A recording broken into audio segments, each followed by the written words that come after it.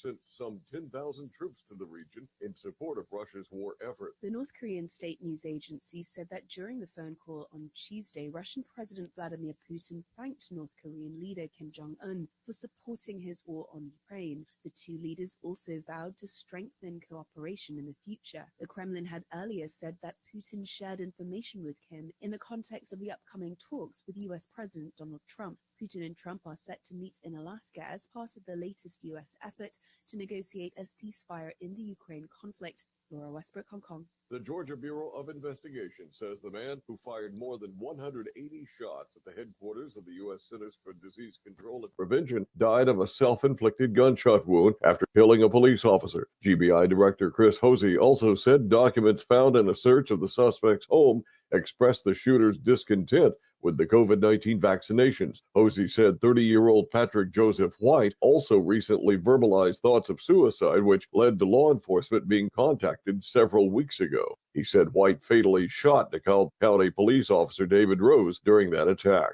The man accused of killing 3 people at an Austin Target store is charged with capital murder, making him eligible for the death penalty. From America's News Network, USA Radio News. If you want 5 free classic radio shows to add to your library or listen to them anytime you'd like, just go to 100radioshows.com. There's 5 shows waiting for you. Fibber McGee and Molly, Suspense, Jack Benny, Gunsmoke, and Richard Diamond, Private Detective. They're yours free. Just put your email in. We'll send you an email with 5 links. The links never expire. The shows sound amazing. They're yours as our gift. At that site, 100radioshows.com, there are hundreds and hundreds of additional classic radio shows for purchase. If you decide to buy any of those shows, use the promo code radio. That's right. Use the promo secret code word is radio. If you do that, you'll save 70% on your order. Now, that's done at checkout. Make sure you put the promo code in, save 70%. Get some free classic radio shows at 100radioshows.com, at 100radioshows.com. We interrupt this program for an on-the-spot news report. News reports on the Lou Information Station are presented by Brown and Crouppen. 222-2222.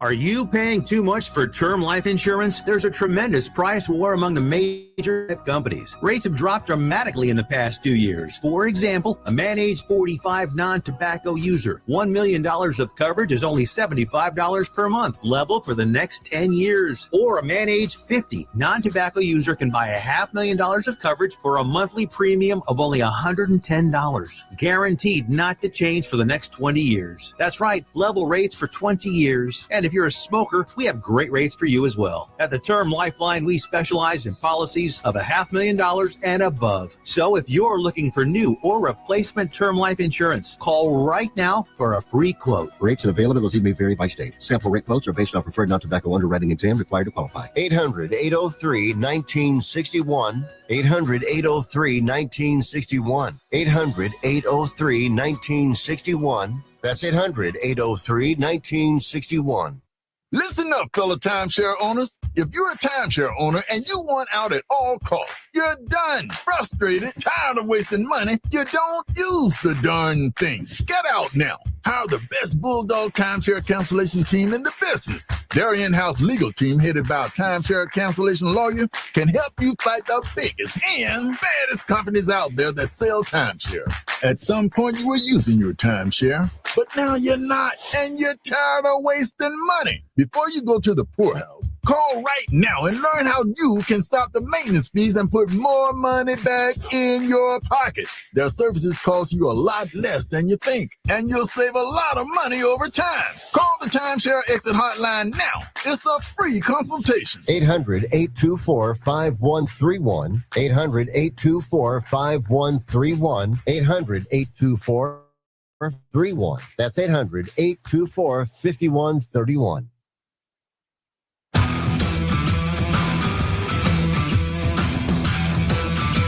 The Lou Information Station presents Hot Take Central 2.0 with Cam Jensen and Jimmy the Cat Hayes. Let's go, baby. 8:05. A Wednesday morning. Let's go. Get up and get them in, by the way. 314-590-3770. This is the Lou Information Station live and on demand at louinfo.com. We're live on YouTube as well. Just go to Lou Info on YouTube. B-Schaeff, Matthew Rocchio, Cam Jansen doing our thing. Wave to the camera. What's up, everybody? Let's go. We got trivia today again because we're giving away tickets to see OAR after the Stiefel Charity Classic. Stiefel Charity Classic. There it is. Stiefel Charity Classic. Found it. At Norwood, where Rock is a member, just so everybody knows. Is that true? Very fancy. Yeah, gosh dang right it is. Really? Yeah, gosh dang right it It is. is true, yes. You just can go Rock- ball whenever you want to ball. Rock is I balling. don't do it nearly enough. What the heck? I haven't. Yeah. I have not golfed this. You need to- I have not golfed. you need this to do summer. it. I'm gonna start bugging Rocky. You need You to should, do man. it. We could. In fact, I mean, I if you want need to to do some- stay around until after I do the I other don't morning think show. I don't think my clubs are in my card. They usually are. All right, well, But I just had a need to be bowling solid. tournament over the we weekend, go our so I separate had to, ways and then meet back up today. You Say it's need to gonna be know a how to beautiful day. golf. It's gonna be in the mid It's 80s. gonna be You a need nice to know day. how to golf, dude. It's just, it is such an awesome sport. It really, really is. I hate it so much. No, No, it it's is- fantastic. I did too, man. But now I'm obsessed with it. I'll enjoy it, and then I have that one hole, and I'm like, you know what? This is a dumb sport. I don't know why we play this. Oh, yeah. You know, you gotta. I kind of gotta get through started. that. I kind of started messing with my grip earlier this year, and that improved things. Bigger grip, bigger grip. I'm That's what get- John Daly says. I'm getting there. Well, I didn't physically bigger grip. You do that like little interlocking thing with your pinky. I used to not do that, and now I do. I feel like it's helping me. Yeah, Rock's moving up big time. He's Rooster- on TV last night. Yeah, he's exactly, on yeah. YouTube He's always on I mean, YouTube. I see his face everywhere. He's doing his thing. He's a member at Norwood. God dang, Rock. Proud of you. I'm proud of you. What were you going to say? Thanks, buddy. I was just gonna say, Rooster from Birmingham said they missed They missed the Cam's wave. Thanks, Rock. Sorry, I was slow on the get up. There we go. Hi. What's up, everybody? Jim's not here because there's a game today. There's a game today. What time's the game? 1:15 game. Let's And the big question of the day, will the Cardinals score a run Oh, man. on I the mean, Rockies? Just when you kind of get a little bit excited, like they're creeping up. Everybody's favorite They're game. creeping. The Rockies look pretty dang good last night. Oh, my goodness. Good thing it's not flooded there.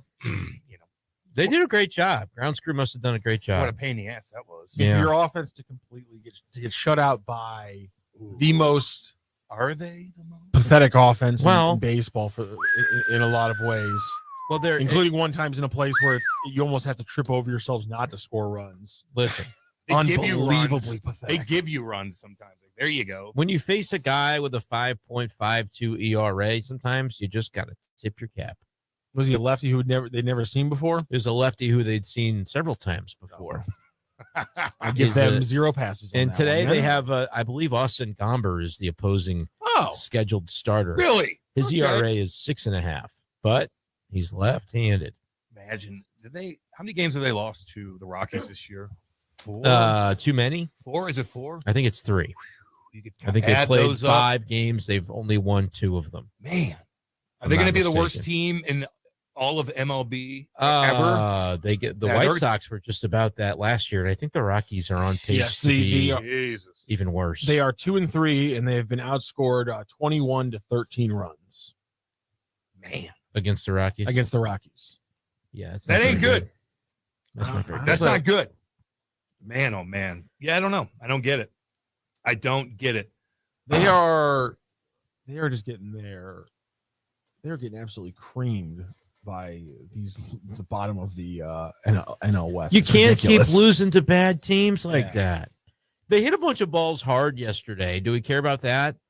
I saw where like all the, I mean, really, I saw all the StatCast numbers and everybody said, well, whatever it was, 15 of the 17 hardest hit balls of the game were Cardinal batted balls, but they got caught or it was a double play. I like your stat, Matt Pauly. Was that Matt Pauly's That was Matt stat? Pauly's stat. See, I see was it? things. I see things, but sometimes I can't remember 15 out where of I 17 saw of the hardest things. hit balls were by the Cardinals, and he was getting some guff in his response. People were saying, it doesn't matter how hard you hit the ball, it matters if you get hits. And his response was, I'm pretty sure it does matter how hard you hit the ball in baseball, and I do agree with him on that one. Usually, and I'm a big fan of large numbers, so you just have to let things play out across all 162 games. If you do that more often than not, you will win more baseballs than lose. Win the baseball. Win more baseball games than lose. if you're just creaming the ball like that, but it was a pretty bad game, and in the vacuum of you got shut out by them to end their 220 game streak of not shutting teams out a few weeks ago, and then for this to happen at home when everyone has a little bit of momentum, that's kind of a black mark. Yeah, the next streak for the Rockies didn't last very long. Yeah.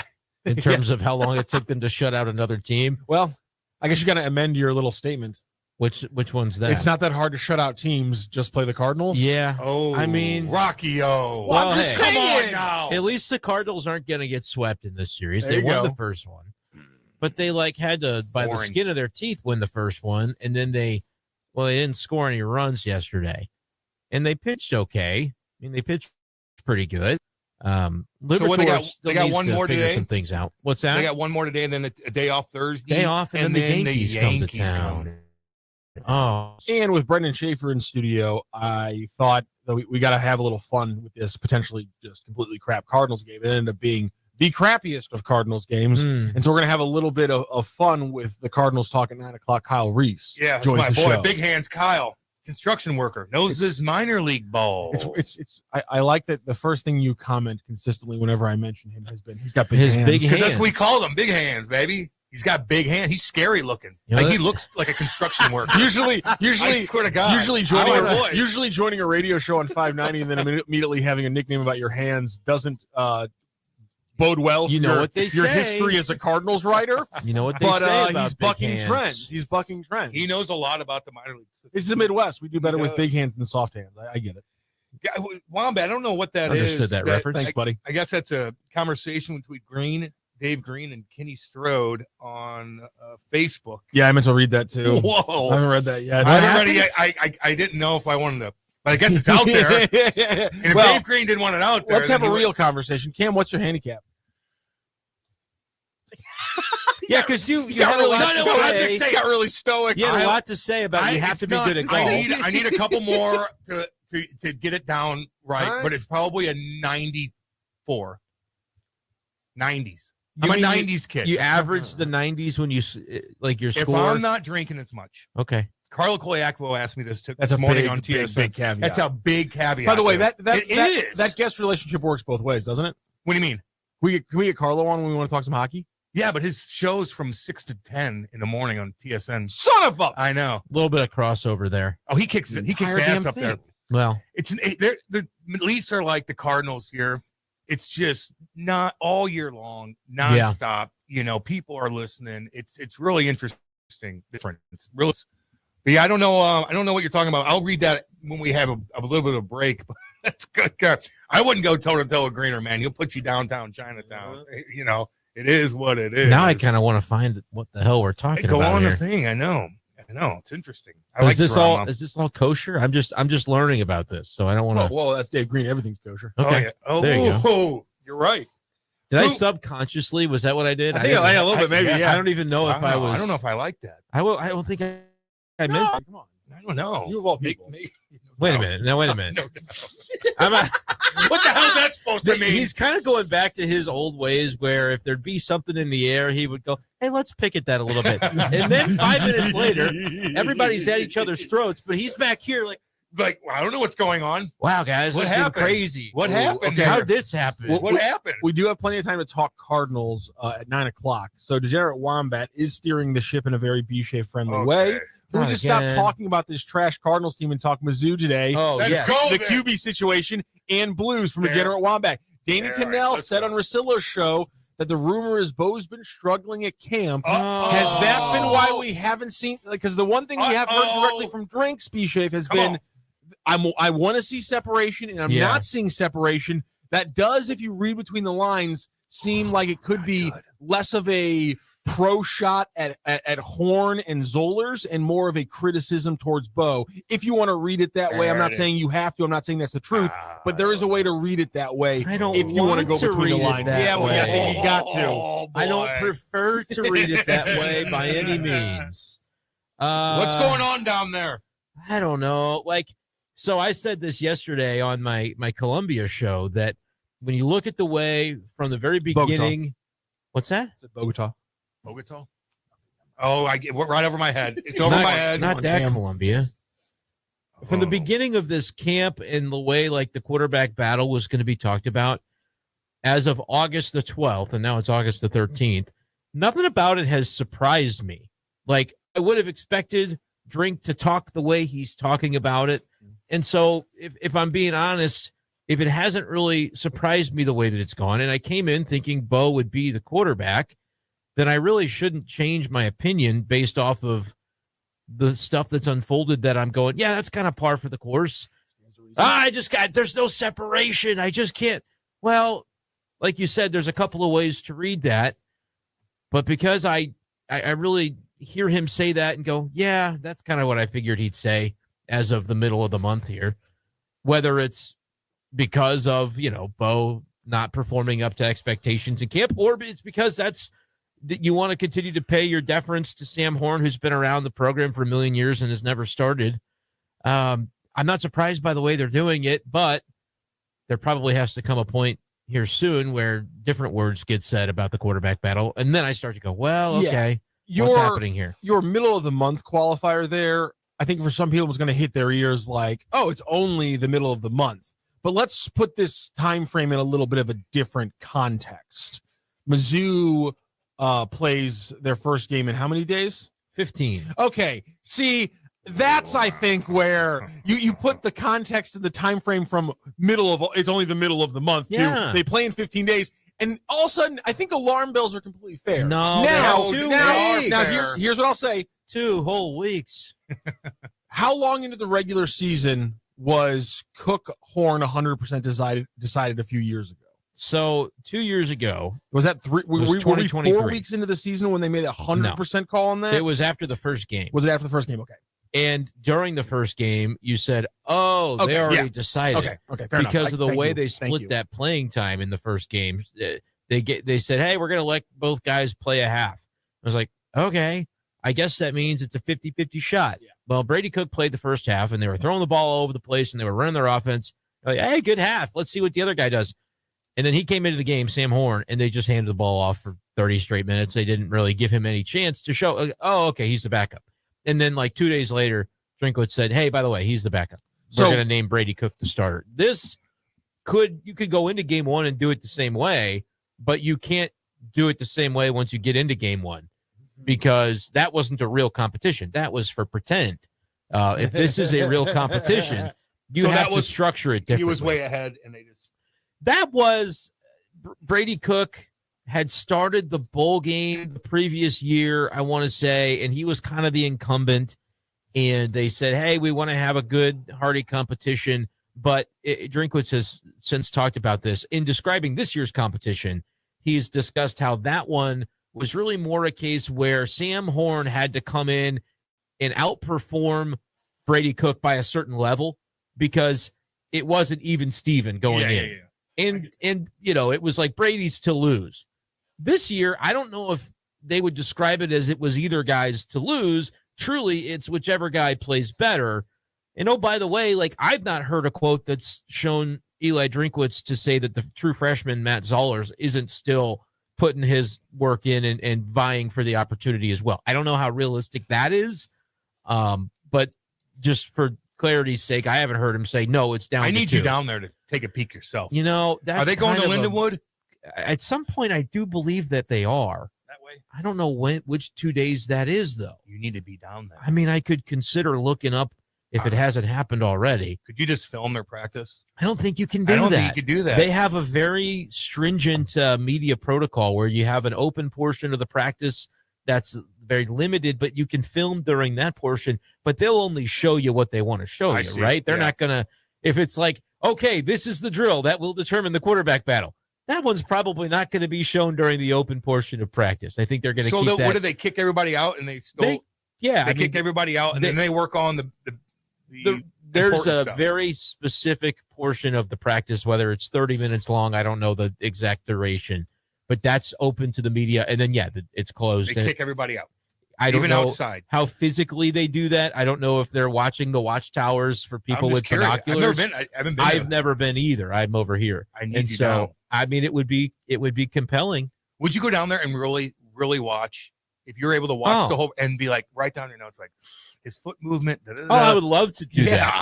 And then do a whole podcast on it. Yeah, but that's why they probably there's the tendency to hyper analyze everything because we've got a quarterback competition. Like people want to know. And if you're the coach of the team, you don't want necessarily every foot movement, every drop back, every pass to be analyzed, and so that some bozo with a podcast, he doesn't like you anyway. Could go on there. I don't know if that he has reason to not like me, but I feel like at this point, if he's even aware of my existence, I would believe that hopefully he understands that. Assuming makes an ass out of you and me. At this point, I'm a steady drumbeat for the program. So a lot of trans news. There is a lot of trans news. Frank, thank you. No, at this point, a lot of portal news. Like, will I ever live down the morning of November 10th? Maybe not. So funny. But I've come to understand that. And look, you'd think that it wouldn't have taken that's Kate's fault. Wouldn't have taken me 30 years, but I've come to understand that maybe save your criticism of a situation until the game is at least over. Because you learned your lesson. Happened. There's not. I don't know anybody that doesn't like Brendan Shaeffer besides Eli Trickles. No, and look, hopefully he doesn't loathe me, but hopefully I can just kind of. No, that's not true. You do. But I want to be. I had black friends. I've never swam with Matt Whitener. No, now what does that have to do with anything? Charlie, you haven't. What does that have to do with anything? Oh, because we've got science on the line. Is it wrong for me to think that the fact that Mizzou is not in the top 25 and their defense is strong, the consensus is the offense is not good? Yeah, I think most of the reason that they're not getting any pub is because we don't know who the quarterback's going to be. I mean, and that's a big important position in football. And by the way, I don't know who the left tackle's going to be either, which is probably the second most important position. Oh boy! Don't give me booze. I need wine. So the deal with that is they've got a preseason All-American at left guard, Caden Green. He was great last year, interior offensive lineman, and was kind of coming in last year as a transfer to be the left tackle. But then they had this veteran left tackle from, I think it was SMU, Marcus Bryant, where he became available in the spring transfer portal. Usually the spring portal is for the guys that like, hey, you're probably going to be cut. Like you might want to go enter the portal, go to another school. But this Marcus Bryant guy was a real good left tackle, and Mizzou was able to pick him up in the spring. And they said, hey, Caden, if you go be the left guard again, like you were at Oklahoma, because I believe that was the case there for him at OU for his 1 year, then we'll even be a better offensive line. And if you be a good team player, this will work out. And he said, sure, if we have an opportunity to bring in an established left tackle, I'll do what's best for the team. I'll move back to left guard. Not because I couldn't be the left tackle, but because y'all found one that's really established and it's going to make the team better if I do this. So that's what happened. They had a pretty good offensive line. But do they have to ask him? And by the way, there was an article in the paper like a week ago that they said that Caden Green, is that what he said? Mm-hmm. Is the best player in the whole team. And he very well might be. However, now coming into this year, it was, you know what? It was a damn good left guard last year. We're going to leave him at left guard and have a competition for who's going to take over at left tackle. Their left tackle, Marcus Bryant, was drafted by the Patriots in the 7th round, and they have to replace him. By the way, their right tackle was drafted in the 1st round by the Jets. And so you're talking about replacing both tackle spots, which is a little bit iffy. And the offensive line obviously matters quite a bit in football. Long story short, Caden Green was lined up as a preseason All-American left guard. But the camp goes along, and they can't really figure out who's the left tackle. So this week, starting at camp, Caden Green has been performing at left tackle. They've moved him back out, and they're shuffling things along on the inside of the line, which is like, all right, does that tell you they didn't really have confidence in the guys that were competing to be the left tackle? And so they're taking a super strength of their team, All-American, preseason All-American left guard, moving into left tackle, where he could be great, or he could maybe lose a little bit of his luster. It's kind of like what the Chiefs did last year at the end of their season, where they moved their left guard to left tackle, and it worked kind of until the Super Bowl, and it all fell apart, Joe Thuney. And now it's like, are we getting worse at 2 spots because we aren't good at 1? And there's also the factor that, you lost a top 10 pick at right tackle, and you're bringing in a good player, but you're also bringing in a guy who's 4 years older than Armand Membu. He's still playing college football. And sometimes for me, it's like, who's the old guy? I can't remember his name. I'm blanking on the name right now off the top of my head. Maybe he's 3 years older than Membu. Are you talking about the left tackle competition? Or the right tackle. Right tackle. Right tackle. The transfer they brought in is I think it's Keegan Tross. Yes, the transfer and at right tackle. And listen, he was a big time prospect and things like that. He's bounced around a little bit, but he's though. bounced around a little bit. So you wonder why is he bouncing around? But he is a lot older, a little bit more physically going to play in the offensive line. But I still have to say, as we're talking about the offensive line, there are two other question marks I have, which is what's going to happen at right tackle, and also offensive line. A lot of the times is about cohesiveness as much as it is raw talent. And one of the best player on the offensive line in Connor Tollison has been injured a lot at the camp as well. And so he hasn't been able to get the familiarity inside of all those changes that are going inside of the interior line. Now, one of your most important interior offensive linemen hasn't been in for a lot of camp because he's been dealing with an injury. Well, he's recovering from an ACL tear. Yes. Like, he should be good to go, but they're bringing him on slowly. Exactly. And there's been a couple practices where he hasn't been able to participate the way they wanted him to, it sounds like. And so you haven't had the cohesiveness with the positions that are staying the same. So there are a lot of reasons to question the offensive line, but at the same time, there is a lot of talent there that we could be talking about week 4, week 6, and we could be very wrong. Yeah, when you don't know about the line and you don't know about the quarterback, though, in fairness to the voters who did not put Missouri in the top 25, that would be probably the logic behind that. In addition to, now it's Mizzou, and we're going to kind of count them out until they show us otherwise. There's a real element to that. But You're nervous, aren't you? Am I nervous? nervous? I could see it in your soul. Am I nervous? You're a little bit nervous. Fill those holes without breaking the bank. Do I look nervous? Kinda. What's the prediction of the game tonight? La, la, la, la, la. That actually makes me feel nervous. Hearing King in one ear and having him like grilling me in the other side. Hennessy. I don't drink that crap. I don't. They asked me to go down to gosh dang Mexico and build houses, and I said no. Why'd you say no, Cam? I'm not going down there to do that. Yeah. Kyle McClellan asked Don't give me a couple booze. times. I need Kyle wine. McClellan's a good dude. Better than me. Yeah. He's a better It sounds person that than me. way. I know. Did you go down? Dust in your I face, wasn't dust on your invited. crops, dust in your bed, and your crotch. My what? That's the Dust Bowl, 1930s. Scary stuff. If it's a weather phenomenon, Cam's on top of it. The 30s were hardcore, man. Yeah. You know, I should have put more weather phenomena into the trivia. Well, yeah. Damn it. That's my number one. I'll put go-to. more weather You give phenomena him into the trivia. tornadic activities, Come on, hurricanes, you know, Dust Bowl, Yeah. tsunami. I have no Earthquake. Dust Bowl trivia. No Dust Bowl in the trivia. in the show today, guys. I'm sorry. shame. Scary, dude. I'm sorry. We do have trivia coming up though in the second half. Of this hour. What's the question about houses? I didn't get invited to build houses. If Well, I you had could still been, go down there and do it. well, I could, but it's like if you've got a former Cardinal pitcher going, hey, want to come do this? There's probably like a setup, like you're a guy that was on the Blues, he's on the Cardinals. We're kind of putting this group together, and that would have been a little bit more structured than me showing up in Mexico like, all right, your boys, tool belt. I'm ready to build. What You got like a Bob the Builder. I'm like, let's do it. They'd be like, get out of here. I think Hannah just did one of those trips as well. So she's definitely a better person than all of us. Yeah, I just said no. I go, man, anything around here? You want, you know? Anything around here? It Anything just around said here? no. It's like, it's not for me.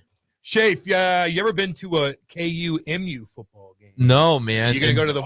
and this is never the... been to one. No, because, they stopped playing them right before I got to Mizzou. Oh, that's depressing. And I had never been to a college football game until I got to Mizzou, actually. As a kid, I was a big fan. I just never...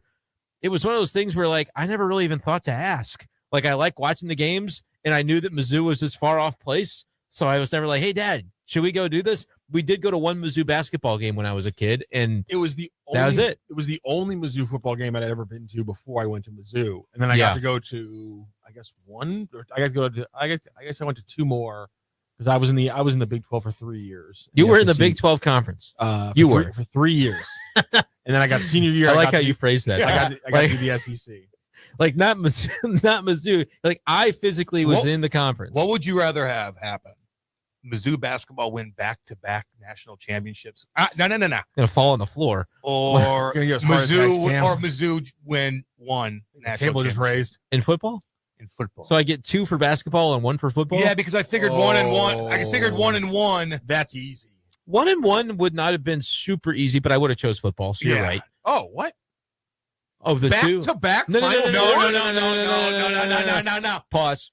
I said if it was like even Steven 1 for 1, I would have leaned football, but I would have had a tougher time deciding than he expected me to. If I'm getting 2 championships versus 1, I'll take the 2. Cam, you don't understand. I Mizzou fans never have to listen to anybody else. If they win back-to-back Final Fours, we get to clown on everyone else in the conference. And like, will we see that in our lifetime? Will we see anything like this? Kentucky. No, even guys don't win back-to-back. Okay, not back-to-back. Are we going to see a championship? We can see a championship from Mizzou, football or basketball in our lifetime. Correct. Nothing in history tells me it'll happen. Yes, it will happen. Okay. Which is going to be more likely? People on Mars or Mizzou winning a championship. All right, I thought he was asking. No one's going to Mars, Cam. I don't want them to go to Mars. I don't care about Mars. It looks god awful. No one's going to Mars. I saw a now tweet. Neptune. There's a tweet yesterday. Somebody said, "Hey Elon, can I be the first comic book store on Mars?" These people are such simps. The Mars thing. I'm like, do they not realize what the jobs are going to be on Mars? Hell on Earth. Hell on Mars. You're going to be a space miner. You're not going to own a comic book store. You absolute. You're going to be drilling, gooner. Yeah. You're going to try to plant stuff. Elon's not going to be on Mars. You're going to be on Mars mining it while he's on Earth. Intense the whole time. He's not going to Mars. No. You're going to Mars for him. Don't be a simp. I also saw these dudes that bought a remote island in Finland, and they're like chopping down trees and building log cabins on it. There's some crazy stuff out there. This was cool. I subscribed to their YouTube channel. So I know exactly. I think I know exactly what I you're want to talking see this because it's like still going on. They're like, we've built a dock in one cabin. We're working on it. I like that. In the winter, we got to hide and try to survive. That's to me, that's cool as hell. They said, hey, this is going to take a while, but we're going to keep documenting what we're doing. You see the outdoor boys? Like, it's just kind of a nerdy guy. He's got glasses on. He used to be like a lawyer, and he's out there with his kids, and he just builds these shelters. He got too famous. And he had to quit. Oh, really? Yes. What happened? Like, why did people were coming up to him everywhere in public, and we're like, hey, all over the world. Yeah, they were just coming up to him and talking to him. He was like, I can't live a normal life with my family anymore, so I'm going to shut down the channel. Wow. Yeah, that's when you know you're the goat. Like, I'm just gonna shut down the channel. Did he make enough money from it already to be like? He's like, he can coast for a while. He still has his job as a lawyer. Okay, and so I think this was a side gig. Yes. So I think his thing was that he was like, I can make enough money. I'm going to make content with my because they love making content. But it's not going to be under my label. I'm not going to make it a public out of the get-go. I'm going to wait till they get a little older. Like, interesting. Because they were getting too popular too. The kids, man, like they were on those shows, and at that age, you kind of want to hide your kid. I think I would. I don't want them on too much on Instagram, anything like that. Yeah, I don't want to hide. That's tricky. I'll take a few pictures of something that's cool or something and put it out there. But it's like the balance between that versus there's a line of content maker that's like the kid is the product on my Instagram or TikTok. That's tricky. I do not like those weirdos. That's tough. You're putting a lot of people on one weirdo bubble because that happens all the time. I'm okay with it. I mean, the amount of weird that's out there. Boom, kids, every single picture of their kid that day, even the kids looking this way and this way and then this way again. Well, they're not even doing anything different, but yet they just flood it with kid pictures. Science, a little bit off. Saying? What up? Matt was at Mizzou during the Brad Smith Daniels era. It was so much fun. Expensive with the bowl games, but fun. Yeah. He's Matty. He's saying, not me. Matty was there a few years before me. I was there in an odd 4 years for the athletic programs because they had some success, but they had some huge downs as well. Mike Anderson leaves. They lose to Norfolk State. Corbin Bergstresser happens. So yeah, there was a lot of. I like how he was an event in and of himself. I just saw some really bad news on Twitter. Wow. What? Pete Thamel reporting that Kansas has received an unprecedented $300 million gift from David Booth. This is the second time. That's really unfortunate. This is the second time in the last 2 months. I didn't do anything. That you have acted like news about KU. Was somebody getting shot. It affects my day. Like, you can't. If something good happens for them. This is the second time I've been on a show. That's something and you've been bad. like, guys, this is horrible. That has happened to me. And like he hits it like he's about to break down that like it's a good straight face act. That October 13th is going to, or that August 13th is going to be like a day that lives in infamy. And all of a sudden, it's What just if it is? something good happens to What KU? if it is because Kansas, it was the day their football program became more than a glorified high school program. Did you see Kansas's coach? He tweeted out a couple days ago, good luck, Missouri high school teams, coaches and players on the start of your football seasons. And it had a big Kansas logo and it said, good luck, Missouri. And he's like trying to poach Missouri kids. The Kansas coach is doing that. Oh, baby. All right, we're going to go. Joe's just come in here Let's and go to tried break to anyway. Tank the the entire station. Don't worry about Jimmy anyway. Let's go to break. What is happening? Let's regroup. We'll be back. Don't go anywhere. This is Hot Take Central 2.0. You've seen this. It's brand new. Are you online? Oh, hey. Oh, so you're new here. All right, let's get cracking. Okay, then maybe you should check out our website. You're insane. Well, you download songs illegally from the internet. LouInfo.com. The Lou Information Station. 590 AM KLIS, Wood River, St. Louis. Our origin story began. Grounded third, diving play by Arenado. Big up the out! Unbelievable. Get ready for the ultimate showdown. The New York Yankees come to Busch Stadium the weekend of August 15th through the 17th, and they're bringing the star power. Like Aaron Judge and Giancarlo Stanton take on your Cardinals in one of the biggest series of the season. Finish off your summer in style with the Cardinals and Yankees. Great seats still available. Get yours now at Cardinals.com. This is Nolan Arenado, St. Louis Cardinals for the Lou. Summer in St. Louis means one thing: Cardinals baseball. It's more than a game, it's an STL tradition. The crack of the bat, the roar of the crowd, the boom of the fireworks. It's the soundtrack to summer for Cardinals Nation. So grab your cap and glove and take your spot in the stands, because in St. Louis, baseball is more than a melody, it's our favorite song. LouInfo.com news headlines. Brought to you by Brown and Crouppen. GetBC.com. This is your LouInfo.com news update. Police chiefs around St. Louis want to crack down on teen offenders. A 16-year-old carjacked an Uber driver last week and tried the same thing with a Lyft driver after he was released. Every system is being analyzed. 2 men have been charged with assault after allegedly hitting a woman and a man at the Missouri State Fair on Saturday. Jonathan Burdett Sr. and Devin Burdett of Lincoln, Missouri, faced charges after a fight. Jonathan also resisted arrest, according to officers. A nearly 300-mile-long butterfly conservation corridor following the route of Missouri's Highway 13 will connect what are currently fragmented habitats into a larger haven for pollinators. The Hamilton County Alliance is spearheading the project. There are 5 more phases yet to be finished. Washington University in St. Louis earned a #1 ranking in the Princeton Review's Best College Dorms. The review asked 170,000 students enrolled at more than 300 schools across the country. The campus offers freshmen and sophomores a fitness center, dining facilities, basketball, and sand volleyball courts. For the Lou Information Station, streaming 24/7 at louinfo.com, I'm Jen Austin. Now, LouInfo.com weather. Presented by STL Sports Central. St. Louis sports. Anytime, anywhere. Here's your LouInfo.com weather update. We have high pressure moving back into the area. We'll be getting sunshine today. Pretty warm, upper 80s on the afternoon high, upper 60s, and a few clouds for the overnight hours. Looks about the same for Thursday, upper 80s and sunny, and then we get hot weather for the upcoming weekend. We're in the mid-90s on Friday and sunny, hot Saturday and Sunday. I'm meteorologist Steve Hamilton for the Lou Information Station, streaming 24/7 at louinfo.com.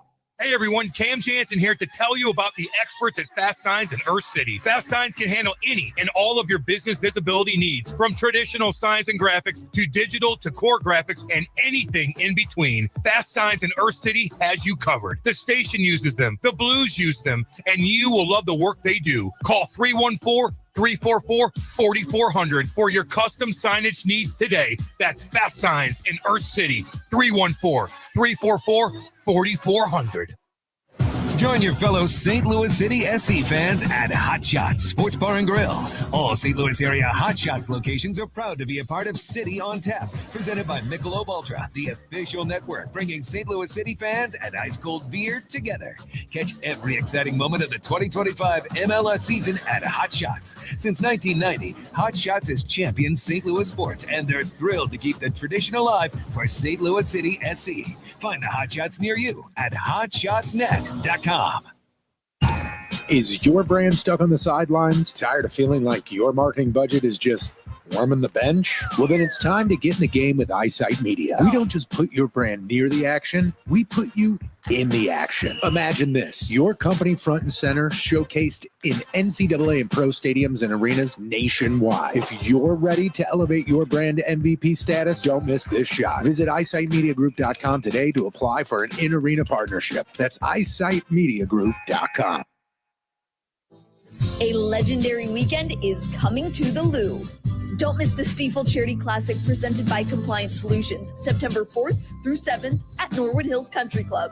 Watch PGA Tour champions compete and enjoy a live performance by music sensation OAR at Friday's community concert presented by CarShield. Tickets start at just $20. Kids, military, veterans, and first responders get in free. Get your tickets today at StiefelCharityClassic.com.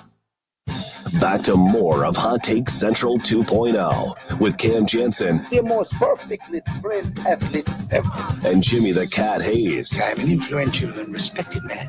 On the Lou Information Station, streaming 24/7 at louinfo.com. Hot Take Central 2.0. Let's go, 8:41 Wednesday. Beautiful Wednesday. It's the Lou Information Station, live and on demand at louinfo.com. Cam Jansen, Brendan Shaeffer, Matthew Rocchio, TV star Matthew Rocchio.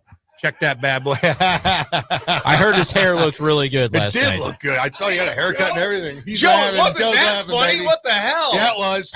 Joe's TV like star. 3 rooms over, cracking up. cackling. You guys could follow us on YouTube, by the way, Lou Info. We are there. We're right here. Hey, guys. Just go to YouTube and type in Lou Info, and then Hot Take Central will pop right up, and you'll be able to see us and communicate with us because we're giving away OAR tickets. Let me tell you about something right quick. The legendary weekend is coming to St. Louis. Don't miss the Stiefel Charity Classic presented by Compliance Solutions to September 4th through the 7th at the historic Norwood Hills Country Club. Watch PGA Tour champions tee it up and compete. Here are some, just name a few that are going to be top of the leaderboard last year. Winner Yi Yang, Bernard Langer, Stuart Sink, Justin Leonard, and plenty more. Plus, you can enjoy the live performance and music sensation, OAR. By the way, they're great. And at Friday's community concert presented by CarShield. Tickets start at $20. Kids, military, veterans, and first responders get in for free. Get your tickets today at StiefelCharityClassic.com. That's StiefelCharityClassic.com. And we'll see you at Norwood Hills, September 4th through the 7th, baby. And we're going to give away those tickets today because we're going to do another trivia. Yeah. And the way to win it is you have to guess the points either me or Shafe get. Yeah, you got to guess the winning total. The winning total on YouTube. Yesterday, the winning guess, All right. the winning total was 4 points. Yeah. And the winning guess guessed 20. Okay. Because they had a faith. So if you'd like to Cam win and the Cat OAR tickets, you've got a real chance to do so by commenting on the YouTube channel. Mm-hmm. And the guess can go up to 40 points, it looks like? That's how many points are available in this little trivia game. Are they looking for the combined total of No. Cam and I, or Each of you have 40 available points. Okay. So it's hard to get there because we're playing the game that I call You May Step Down. I would guess 4 again, guys. Because if they got 4 yesterday, I don't know if I'm getting more than 4. So in this game, I explained this to Cam yesterday, but I'll explain it again. What we're going to do is we have 5 steps in each round. I've changed some of the terminology to clear up some confusion. We have 5 steps in each round. To get to the higher steps, you have to get the question right, B-Schaeff. Okay. Questions 3 and 5 have bonus points, so you get a little bit of extra incentive for getting your questions right. So I will run you guys each through potentially 5 questions per round. We'll keep score over here, and whoever has the most point total gets bragging rights. And whichever person guesses the correct total on the YouTube stream, get your guesses in. Gets the OAR ticket. So get your guesses in. Cam, how you feeling about today? Not good, man. I'm rattled a little bit. don't know because my dad got mad at me yesterday after the trivia because I didn't get Mark Twain National Forest, which he took me to when I was like 2 years old. By the way, that's my goal, is to get you guys yelled at by your parents. By your family. He's like, how do you not get that?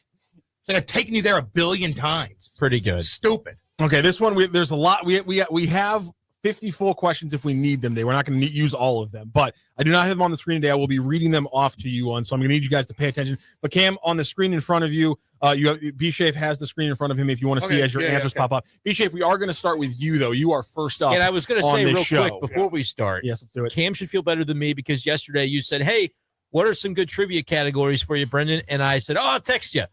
And I never did. Nope. So you get whatever you I get what I get. You get whatever you get. Maybe not my wheelhouse. Yeah. See, this is what you have. This is what happens when you don't respond to. That's fair. When you don't text me. When you say you I had to text own me. that from the top. Guess the point totals and guess a low number. I would say single digits. OAR tickets available. So far, Chris is in. He's on a low number. We're getting some medium numbers as well. You literally type a number. Get more chats in. Make sure you subscribe to the YouTube channel. It's right there in the bottom left corner, right just off the screen, right there. Hit the subscribe button. You'll be eligible to win those tickets. All right, B-Schaeff, you ready for this one? I'm ready. Round one. Your trivia question is: true or false?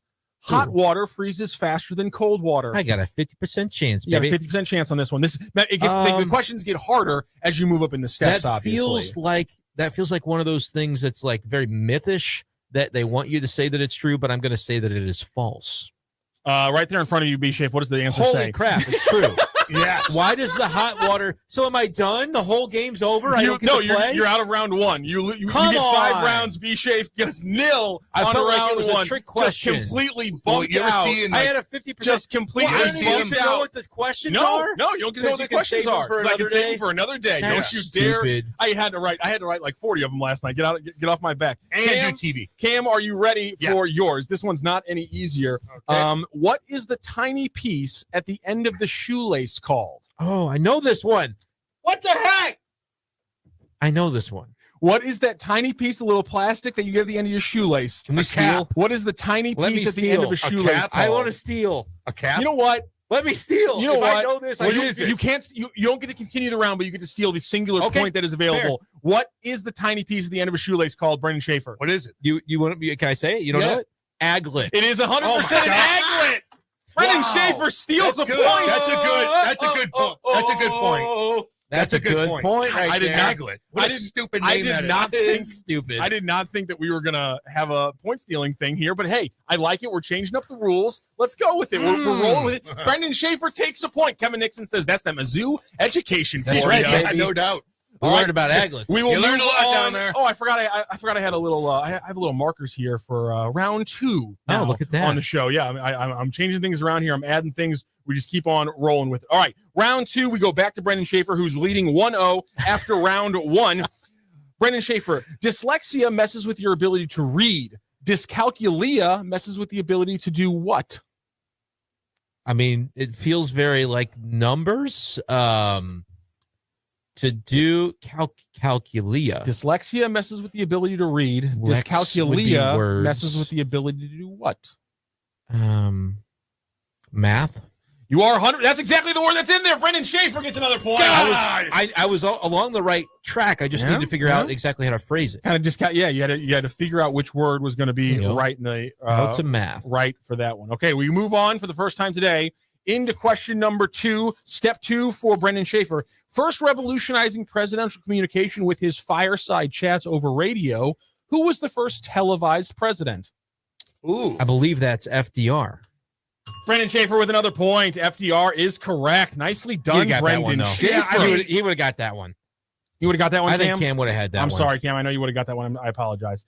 We move on to step number 3. Step 3. When describing longitude and latitude, you first use degrees followed by what? The direction. No. So if you have to go smaller, so if you go by degrees of latitude, there's a way to like go smaller. So like instead of saying I'm going to travel 5,000 feet, 5,000 miles, 200 feet, you say you need to travel 4 degrees longitude and blank and 4 blanks. Nautical miles. I'm sorry, that is incorrect. No 2 points for you. The answer is minutes. It goes degrees, minutes, seconds when you're measuring in longitude and latitude. But Brendan Shaeffer, you did pick up 2 points there. I was hoping you'd keep going because I think my brain's not in it today. You take a 3-0 lead.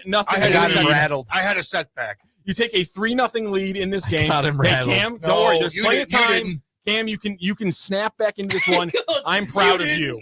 I'm proud of you, Cam. You can snap back into this one. Come on, let's go. What is the actual color of the airplane's black box recorder? Is it black? Is it blue? Or is it orange? I would say orange. Well, I'd say you get a point. Oh! Dang Nicely done. The airplane recorder in a black box is actually How did you know that? orange. Well, because it makes sense. And I think I've seen them a billion times because I follow plane Does it make crashes. sense? I like that. Because it's a very bright. Cam thing to know. It's right. It was right. I can't question it. Released in 1995, what was Pixar's first full-length animated film? Toy Story. Cameron Jansen without That's even pretty good. blinking. And I didn't even get into it. Yeah, but in 95, I was into other things. I think I was too old for I that. knew 95 because I've been watching Toy Story, Yeah. Toy Story 2 with Gabe. 3's supposed to be the best. Well, we haven't introduced him to 3 yet. We've watched 2 a couple times, and I think that's he's when ready. you know you got a good thing going for the next step. And somebody else chimed in, an actor said, "I turned it down. I turned down the Toy Story that franchise." would be an all-time That's terrible. blunder. Oh, man. Cam for 2 points as we move up to step 3, and this would actually give you the lead. Which blood type is the quote-unquote universal donor? B.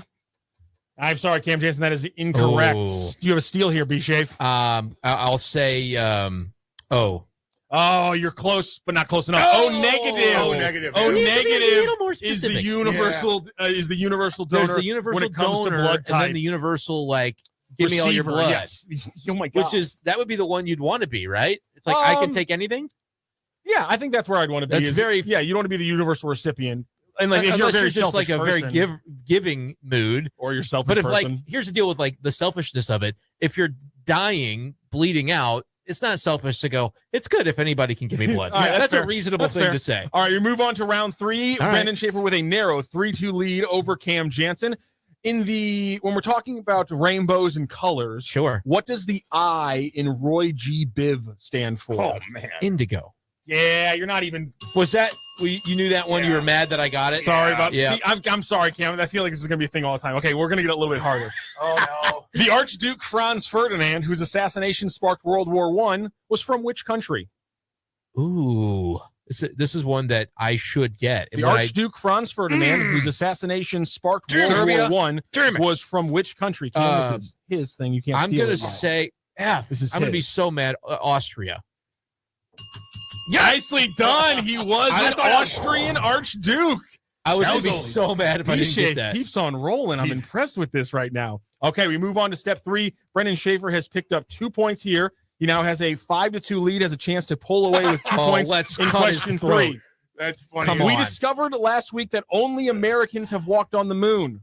How many Americans, and therefore humans, have walked on the moon? You weren't here for this part of the show, I don't think. Ooh. No, I it's a low number. Rooster from Birmingham says B-Schaeff would know the rainbow. Thank you. It's a low number. I wanna almost just say 2, but I think it maybe was I would say 2. I'm sorry, Brendan Shaeffer. It's an even dozen cousin. 12 Americans and therefore 15. humans have walked on the moon. Yeah. I thought it was one of those things where we did it a couple times and they're like, all right, we're done with that. We did it a couple times. It was a little more than I thought. My bad. It got slowed down in 88. I'll tell you that. I watched the Challenger last night. Man, I really liked those 5 questions. God, I'm really sad we didn't get deep. But you can cycle back to them. We can. Save them. All right, Cam. What up? What is the hardest bone in the human body? Careful. Don't make any jokes here. Kyle Reis joins at 9:00. I think either maybe femur or skull. I can't take an or. I know. I need one of the two. Femur bone. All right, nice. Easy one for Cam Jansen. I wanted that one. for him. Yeah, we all wanted that one for him. Cam, LA will hold the Olympics in 28, which was the last U.S. city to host the Olympics. Ooh, was it Salt Lake City? Nicely Son, done. let's go. Because at first I was thinking Atlanta, but then you go, wait a minute, winter counts. It's 5-4, by the way. Cam's on your heels. Yikes, Cam, he can pass me here. I'm going to give you a multiple choice on this one because it's tricky. What is the distance of the Earth to the sun in millions of miles? Is it 75 million, 93 million, or 103 million? 75 million? 93 million. That's right. Or 105 million. It's 93. Yeah. Nicely done. It's 93 million. 230 Cam Jansen miles in the moon has taken the lead 6-5, and we move on to a step 4 question for the first time in this show. How many Just rounds the second do we time. have here? We have 5 rounds. Okay. We're in round 3 right I now. hope. We can keep going if we want to keep going, but you guys, we don't have to. Cam, you are not going to get this question, but I had it in here anyway. What 1980 to 1982 sitcom represents Tom Hanks's longest run on the silver screen? What 1980 to 1982 sitcom represents Tom Hanks's longest run on the silver screen? I really want science to jump in the chat here and get this one. I just don't know. I'm sorry, Cam. This is a really tough one. Well, I don't know it. I kind of wrote this one for Jim, but he's not here. The show was called Bosom Buddies, and it actually ran for 2 full seasons. I think I've heard that. And eventually Tom Hanks obviously became Tom Hanks. When you say the silver screen, is that not movies? I thought so. I thought that was a big I think screen. it's the complete I opposite. meant TV. Yeah, See, I'm now sorry. I'm screwed. I was trying to have some fun. No. Throw the question out. No, we're not throwing the question out. Buddies? He just wanted to be able to say bosom buddies. I just want to say bosom buddies as well. All right, let's do this last round. Give here. us one more round. We're not going to get to round 5. We're going to get through 4 rounds here. So we'll go to Brendan Shaeffer for round 4. It is a 6-5 game right now. We will go here to Brendan Shaeffer. Brendan, which one of these was not one of the 7 dwarves? Sleepy, Snoozy, or Dopey? Snoozy. Yeah, I mean, I knew that. Ties that one. Dopey. You hear him? I can't. You can sorry, hear the fear guys. in his voice. Which country has the unicorn as its official national animal? Oh, that's a great question. You know this one? No. You'll be able to steal it because I don't. I don't. It's feels like one of the Iceland, Greenland, something like that. You are. It is kind of It's in a that. land. It is. Well, no, it's not a land, but it is in the northern side of Europe. I'll give you that. It's not. It's not like it's in the northern parts of. I'm Europe. not going to have it, but I always say you throw out a guess because if you don't guess, you can't possibly stumble on the answer. I'm going to guess Sweden. Oh, you were close, but it's Scotland. Oh. Sorry, no bell. No bell. But he was excited that I was close. I didn't know that, and I should have known. It is a 6-6 tie, which means that Cam Jansen, just like You better yesterday, not miss. has a chance to win this game by getting just one easiest question Somebody correct. goes Ukraine.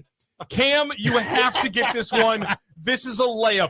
To win this game, Sure, give him the layup. To win this, it's the easiest I get a question. multiple What choice. is it? No, it's the easiest question. He's just got to get round 1 to get his 7th point and take the win.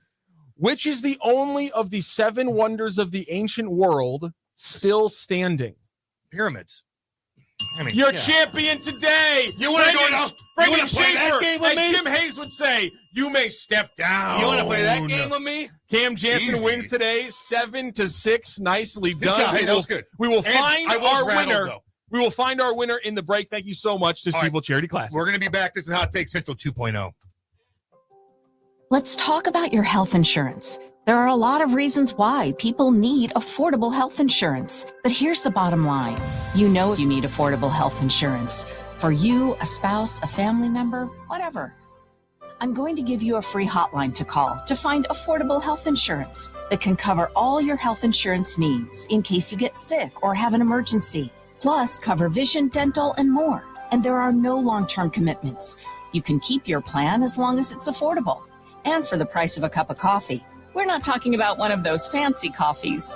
For the price of a regular cup of coffee a day, you can have quality, affordable health insurance. Call the health insurance hotline for a free quote.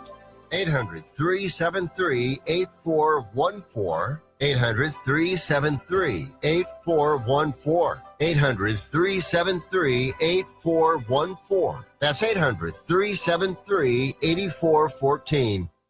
All aboard! There's a new way to travel, and it's one of the oldest forms of transportation, travel by train. Yes, consider traveling around the United States on Amtrak. Traveling by train is a lot less of a headache than taking a plane, and you'd be surprised how many places you can go on an Amtrak, and there's no passports or IDs needed.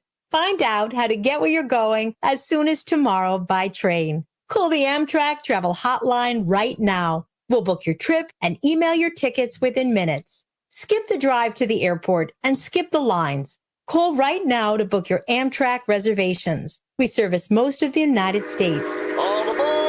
Do something new. Travel by Amtrak today. 800-428-9517. 800-428-9517.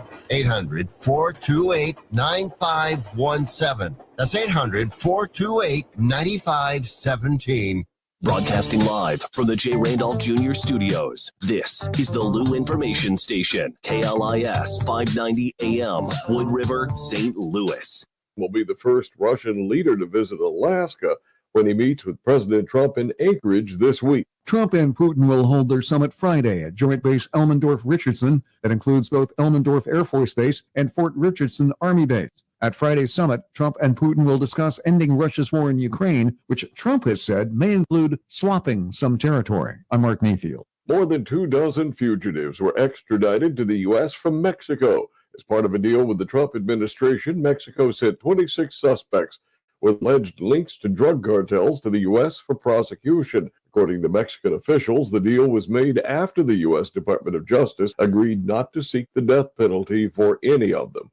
Chicago Mayor Brendan Johnson spoke out following President Trump's threat this week to deploy the National Guard to Chicago to fight crime. The mayor called the president one of the biggest threats to humanity we've seen in an entire generation. The White House responded to California Governor Gavin Newsom's extortion accusation. The comment came after President Trump offered a $1 billion settlement in the anti-Semitism findings against UCLA by the DOJ. Newsom says he'll sue the government, adding California will not bow to, quote, Trump's disgusting political extortion. Bring it on, Gavin. Press Secretary Caroline Leavitt says the administration is well within its legal rights. We want to ensure that our colleges and our universities are respecting the First Amendment rights and the religious liberties of students on their campuses, and UCLA has failed to do that. She says she has a whole list of examples of UCLA's alleged anti-Semitism and will gladly forward them to Newsom's office. I'm Jim Root. From America's News Network, USA Radio News. Business owners, are you paying high phone bills for old school systems and lousy service?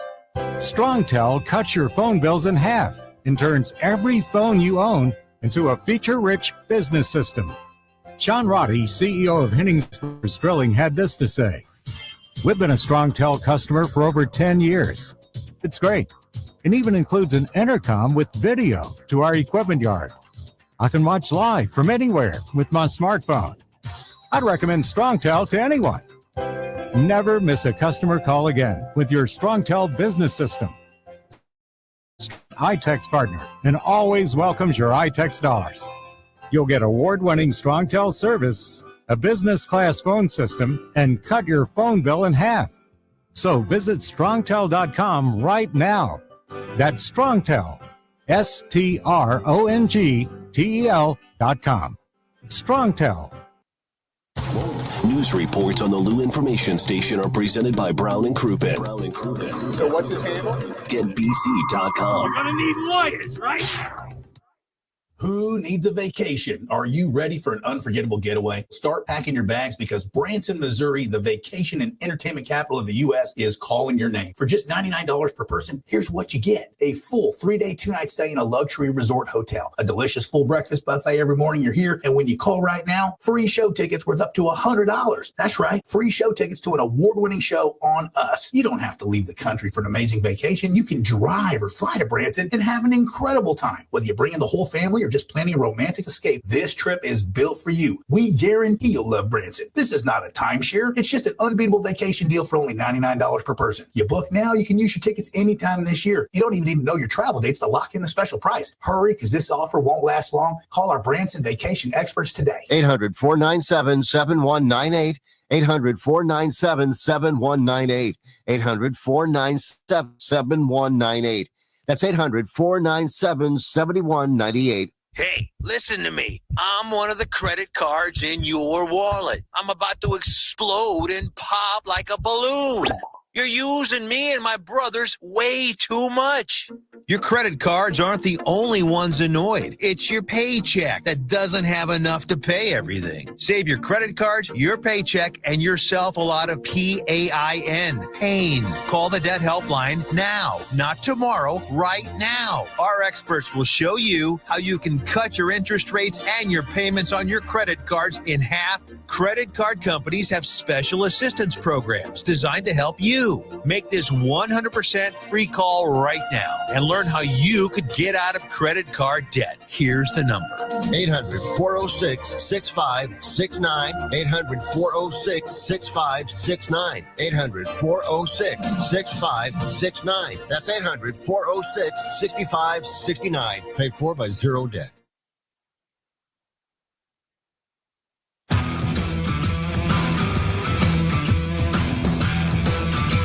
The Lou Information Station presents Hot Take Central 2.0 with Cam Jansen and Jimmy the Cat Hayes.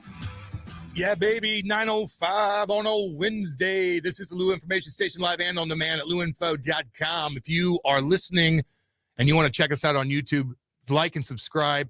You can check that out on Lou Info on YouTube. Cam Jansen. Ryan, what's your last name again, buddy? My bad.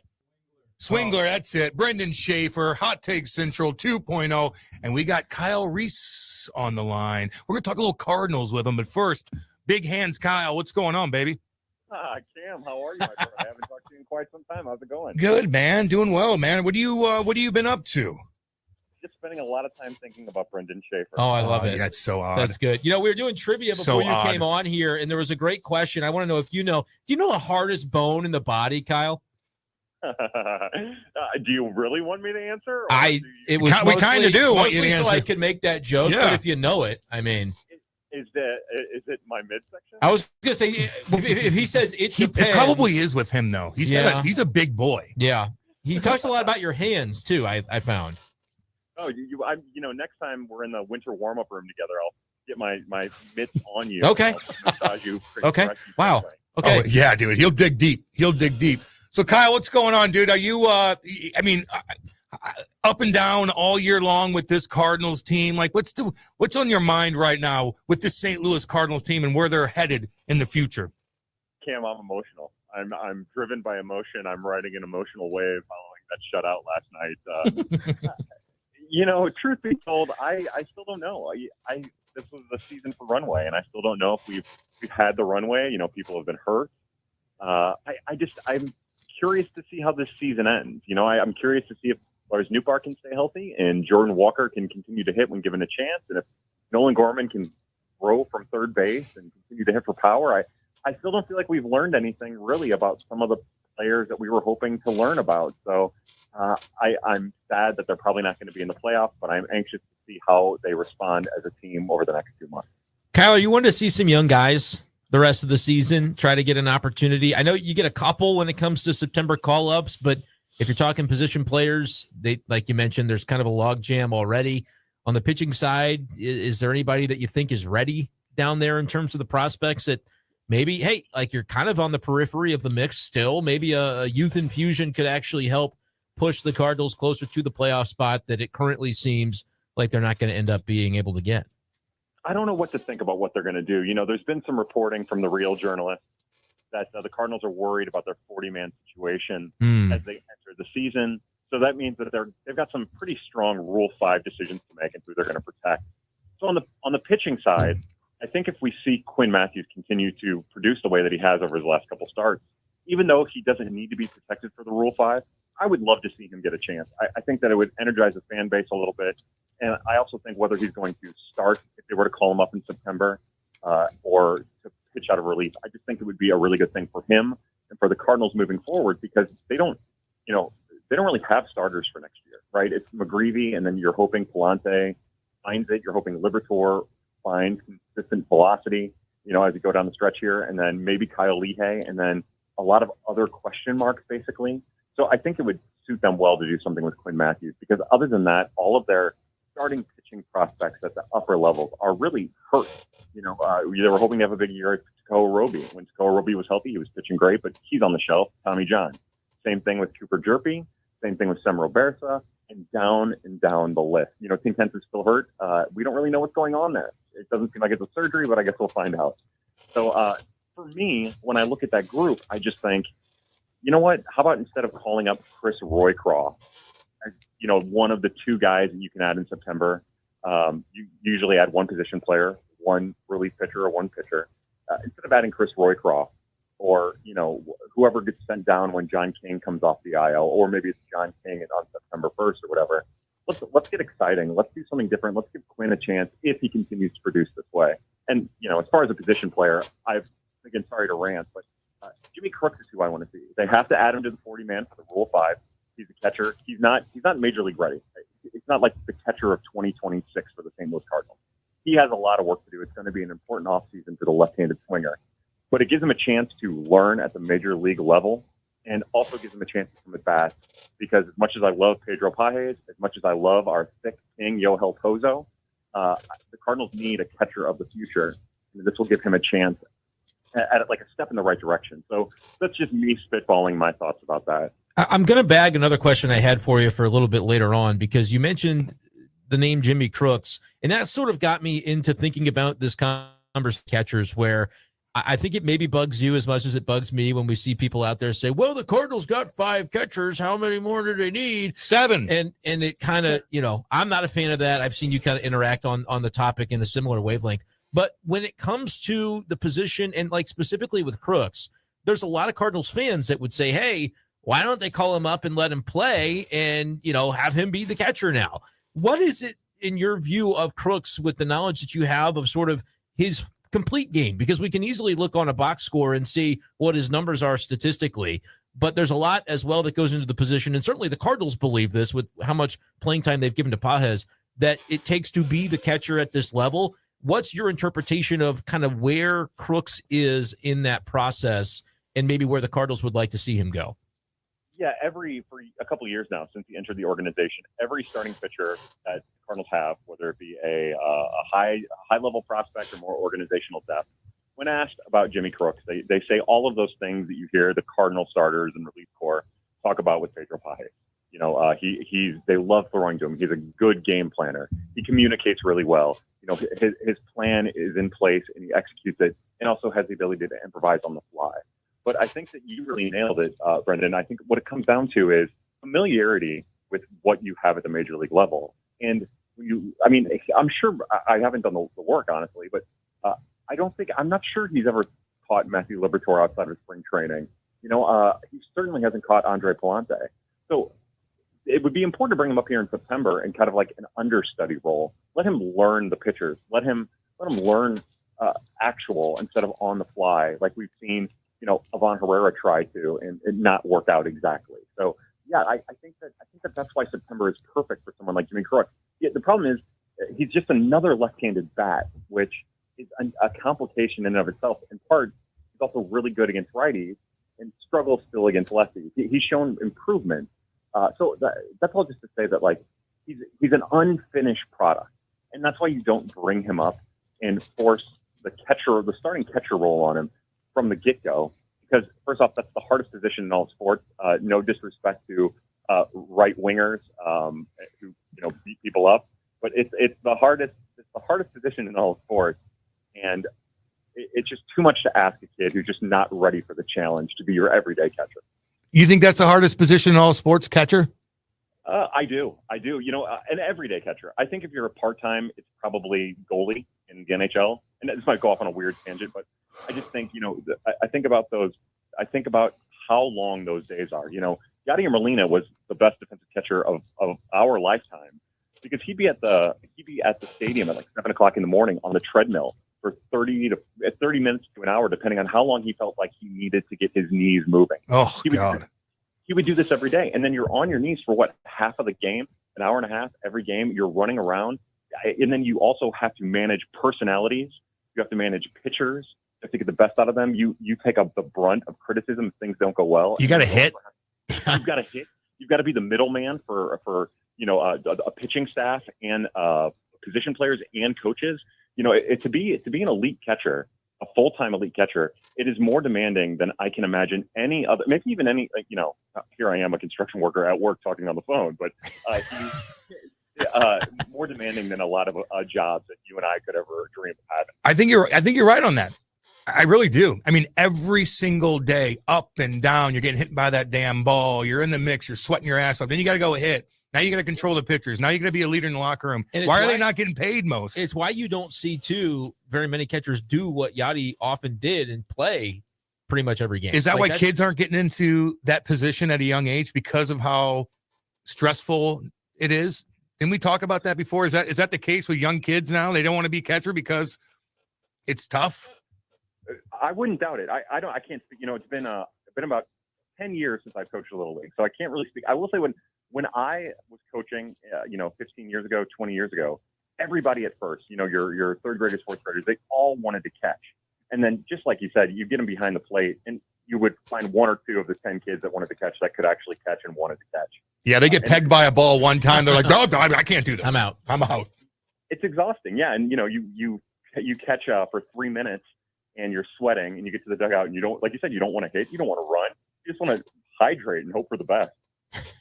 I bet. Hey, Kyle, I want to double back. I said I had a different question for you. You brought up the 40-man roster. And in total context, you're sharing that the journalists, the beat writers, are reporting the Cardinals' fears of potentially having a 40-man crunch.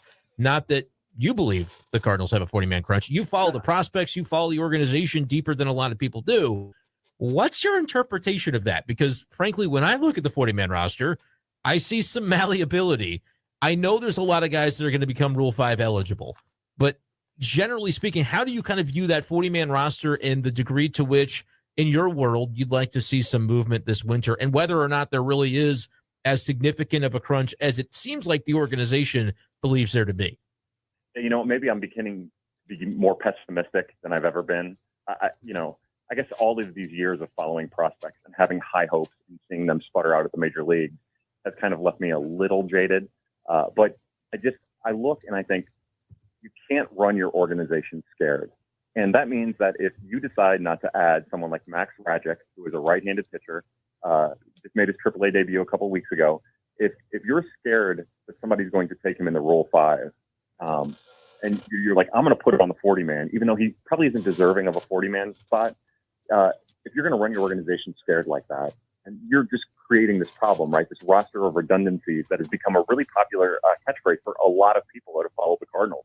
Not just myself. I've heard my cohort Brian Walton say it. It's become a common theme that people are talking about, this roster of redundancies. And this is how you get a roster of redundancies. And you start adding people that don't really need a 40-man spot, or being scared to cut people who have a 40-man spot already. Like, again, Jose Fermin, he's a very important part of what the Cardinals do from a depth standpoint, right? If you get into a jam, you can call him up. He can play short. He can play a little bit of the outfield. He can play on the infield. He flashes an interesting bat at AAA. But legitimately, unless he takes a huge step forward in his development, you don't need him on the 40-man when it comes to an off season. You can supplement that somewhere down the line. You can take a look in January and see what the free agents are, and you could probably find somebody with maybe even major league experience on a relatively cheap contract that can fill Jose Fermin's spot. Same thing with Max Rajic. I think Max Rajic has a potential, if he continues to grow, to be, what we've seen out of, I don't know, like a minor league journeyman who gets some starts here and there. But he's not the kind of guy that you just add to the 40-man because you're scared somebody's going to take him. So I look up and down. I do think they have two catchers, right? Jimmy Crooks and Leonardo Bernal. And they have to keep both of them. They'll have to add both of those guys to the 40-man. I'm a big fan of Bryson Mounts, a left-handed pitcher, former second-round draft pick, who's taken huge strides this year. They'll have to add him. There are other guys, like Cooper Jerpy, who's hurt. They'll have to add him. They should add him. They should not think twice about that. His arm is too valuable. He's too unique of a pitcher. But when you look at what the 40-man is currently, like, they just did the right thing with Luke and Baker. You cut Luke and Baker. It's a bummer, but if you're not going to use him at the major league level, when you are a mediocre team, then that tells you all you need to know about what his actual value is to you as an organization. So I think when you look at the 40-man, sure, there's a lot of guys that are intriguing and interesting, and now they're bringing on all of these relief pitchers from other organizations who are interesting and intriguing. But by the end of the season, you'll know what those guys are and how they fit in, and it's not going to be hard to cut where you need to cut to make room for the guys you need to make room for. We're talking to Kyle Reis here on Hot Take Central 2.0. Kyle, let me ask you this. Like, what do you want to see different from Chaim Bloom than and what John Mosaic's been brought to the table? And I'm guessing the last like 5 or 6 years. Like, what? I know it's going to be a lot of inside stuff that we don't really know about, but like, what do you want to see happen differently when he takes over? Well, I think for me as the minor league guy, I think that we've already started to see it between what he and Mr. Day have done and Rob Serfolio. I think that we're already starting to see it. Like, for years now, I've been pretty critical of the Cardinals player development staff and how they're unwilling to adapt to times. Gary LaRocque was a stone from a different age. I say no disrespect. Obviously, there's disrespect meant there. God bless him for all of his years of service. But they were just so behind. And now we're starting to see them incorporate new technology, incorporate new methods at the minor league level. And we're starting to see results. Like, there's no reason Bryson Mount should be in the conversation to be added to the 40-man, more or less, in my opinion, penned into it to this offseason protection from the Rule 5. They've done it. Nearly all of the pitchers that have stayed healthy this year, again, they've got tremendous amount of minor league pitching injuries, have taken huge steps forward. There's a righty named Cade Winquist, 25 years old, a deep round pick, and I think 2021 or 2022, I don't even remember at this point, who has just kind of been, he's got really big stuff, really good stuff, high velocity. But he just kind of has been languishing at the minor league level up until this year. They worked on his mechanics. They taught him how to, like, just throw it down the middle, that old school, just throw it, let your stuff eat. And now he's at Double-A striking people out and looking like a real potential major league contributor. So for me, like, that's what I want to see. I want to see them continue to do that. And at the major league level, I just don't want them to be so risk adverse. Like, I can appreciate being scared to make mistakes. I understand that. My hope is that Chaim and his group feel a certain amount of backing from the ownership group to go be aggressive, to not be afraid to trade Sandy Alcantara and Zach Gallen for Marcell Ozuna and it not work out the way you want it to, but then let that dictate how you make decisions moving forward. One thing I always think about with John Mozeliak, he kept signing poor reliever after poor reliever. And we had a blogger day where we asked him, like, Mo, what's your plan with the relief corps? Like, who are you going to sign? The Cardinals are in need of, like, relief help. And I remember him saying, and I love that he said it, and this is not a criticism of what he said, but he said, do you really want me signing relief pitchers? And it was just, his comment on the fact that they were really struggling to identify relief pitchers on the open market that could help them. But I don't want them, like, you run scared at that point. And then all of a sudden you have Ryan Helsley in the bullpen and Jordan Hicks in the bullpen and all of these really promising arms that you could have used to potentially backfill your starting rotation. And the starting rotation will always be more important than the bullpen, even though the bullpen is becoming more important. But you can't run scared. You can't let your mistakes dictate how you move in the future. You have to learn from them, but you can't be scared of making that mistake again. You've got to be able to say, you know what, if Sandy Alcantara, Zach Gallen end up becoming Cy Young contenders or Cy Young winners, at least we went out and got the piece we needed. And sure, it didn't work out. I would argue it did work out because we got that beautiful moment where Marcell Ozuna climbed the wall and then had to jump. Happiest moment of my life, maybe. But you can't be afraid to make that mistake again if you're doing the right thing for your organization at that time. You got to have belief in what you're doing, 100%. And something you said actually ties right into something that flashed across my Twitter timeline just a minute ago. A clip from one of Katie Woo's recent articles where we're talking about Kyle Leahy and whether or not he's a guy that should be getting a chance in the starting rotation. I've recently written that I think it would make sense to stretch him out and try that so you kind of have a feel for what that could look like going into next year. It seems like the Cardinals and what's being reported are down to clown with Kyle Leahy coming into spring as a starter. And yet it seems like in what Katie is reporting, well, he's been so effective as a middle reliever that they maybe don't want to move him from that role right now. And that just kind of feels like it's putting the cart before the horse to me. Is that sort of the kind of stuff you're talking about where, man, a starting pitcher is always going to be more critical to the team's success than even a really, really good reliever? But it's those kinds of things that still, I guess, even at this moment as we speak, Kyle, are maybe still sort of driving decision-making in a way that there's probably a reason for it. But at least as I look at it, it doesn't make a ton of sense. Right, you've got 2.5 weeks until the rosters expand, and you've got one pitcher in Matthew Liberatore who can't go more than 4 innings, and you've got another pitcher in Kyle Leahy who you've already stretched out to 3. So to me, just let him turn it into a piggyback. You only have to deal with maybe 2-3 more starts before you get to September, and you get a little bit of a bullpen jolt, and also you can still send guys down, bring guys up. So yes, maybe not to the same degree that I was talking about earlier, but I do think with this particular instance, you've already got Leahy stretched out. Leahy stretched out? Why don't you just keep doing it? Like, get him in a position where you can see if his stuff is really going to work. You know, the Kyle Leahy that I watched in the minor leagues start, even though he had really good stuff, was not a starter. And under no circumstance. He had really good stuff, but he would just let that stuff eat over the middle of the plate, or it would be off the plate and no one would swing at it. But we've seen, again, headlined by Dusty Blake, and also, the pitching development side. He's changed who he is. He's changed his mechanics a little bit, and his stuff is better than it's ever been. So this is the kind of thing, like, if this is a runway season where you're trying to learn about what you might have moving into the future, give it a try. Do the piggyback thing. And sure, it's going to be tough for Kyle Leahy to change his routine. But this gives him a chance to learn how to change his routine, because he's going to have to do it next year anyway if they want him to start. So that is exactly what I want to see. I understand their trepidation with turning him into a full-time starter this late in the season, but it's perfectly positioned for a piggyback role. Do you think they're going to be looking for who's got the most home runs on the team right now? Is it Contreras? How many does he have? 12? Not a lot. Like 12? You know, like compare that to the rest of the teams in the league. You think they're going to look for a big bopper?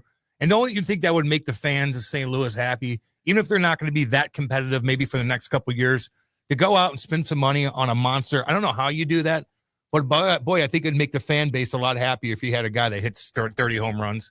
Although you could look, that should be Arenado this year too, but do you think they're going to try to look for something like that?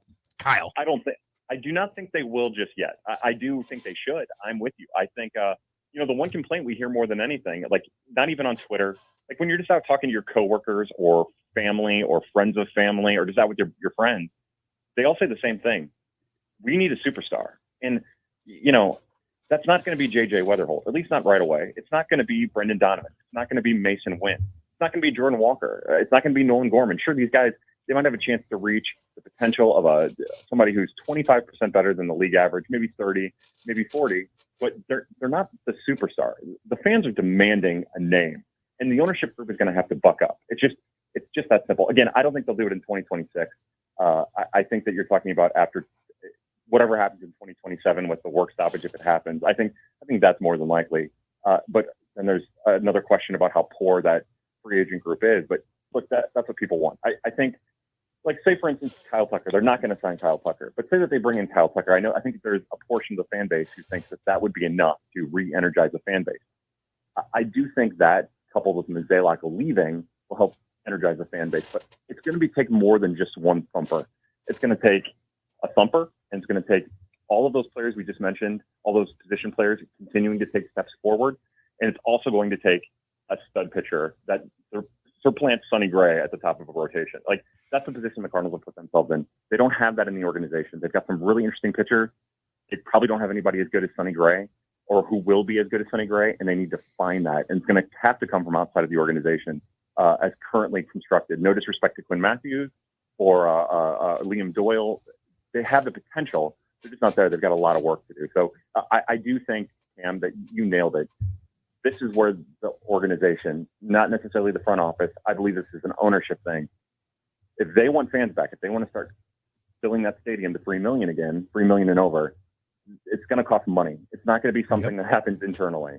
And it's going to start with a thumper, and they're going to need a real starting pitcher too. So they got to spend a lot of money, and they got a ton of work to do. Is that what you're trying to say? Is that what you're trying to say? To sum everything up, they got a lot of work to do, and they need to spend a lot of money.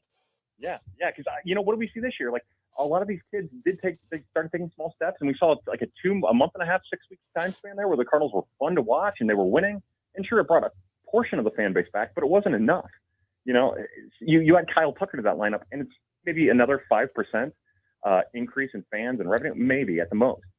You need renewed excitement, and that's not going to come with just one thumper. It's going to have to be like a blanket thing. So yeah, I think they have themselves a heck of a hole to dig themselves out of. Kyle, you're the man. We appreciate you coming on. You come on anytime, man.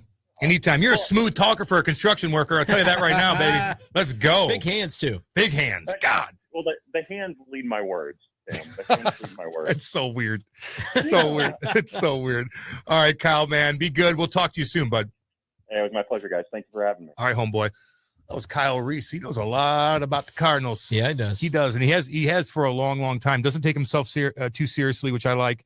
But he's in the mix, and he's watching a lot of minor league ball, which, you know, you ask people, how's this prospect look? Well, let me look it up real quick. No, you haven't seen him. Yeah. You haven't seen him. You can look up numbers all you want. Anybody ask me about some of these kids, like they're playing in Europe with the Blues, like, how's he going to be? I have no idea. I haven't seen him play one time. I'll tell you in preseason.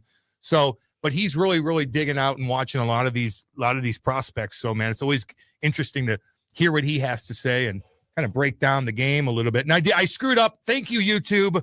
Sorry, I screwed up. Contreras has 16 instead of 12. You should have got that. Why was I? No. The conversation was kind of you should have corrected me. I needed you there. I'm sorry. I needed you there. You know what? You too, Ryan. I need. Ryan's like, who are you kidding? Hiding back there. My bad. All right. Hey, let's go to break. Let's regroup. We'll be back. This is Hot Take Central 2.0.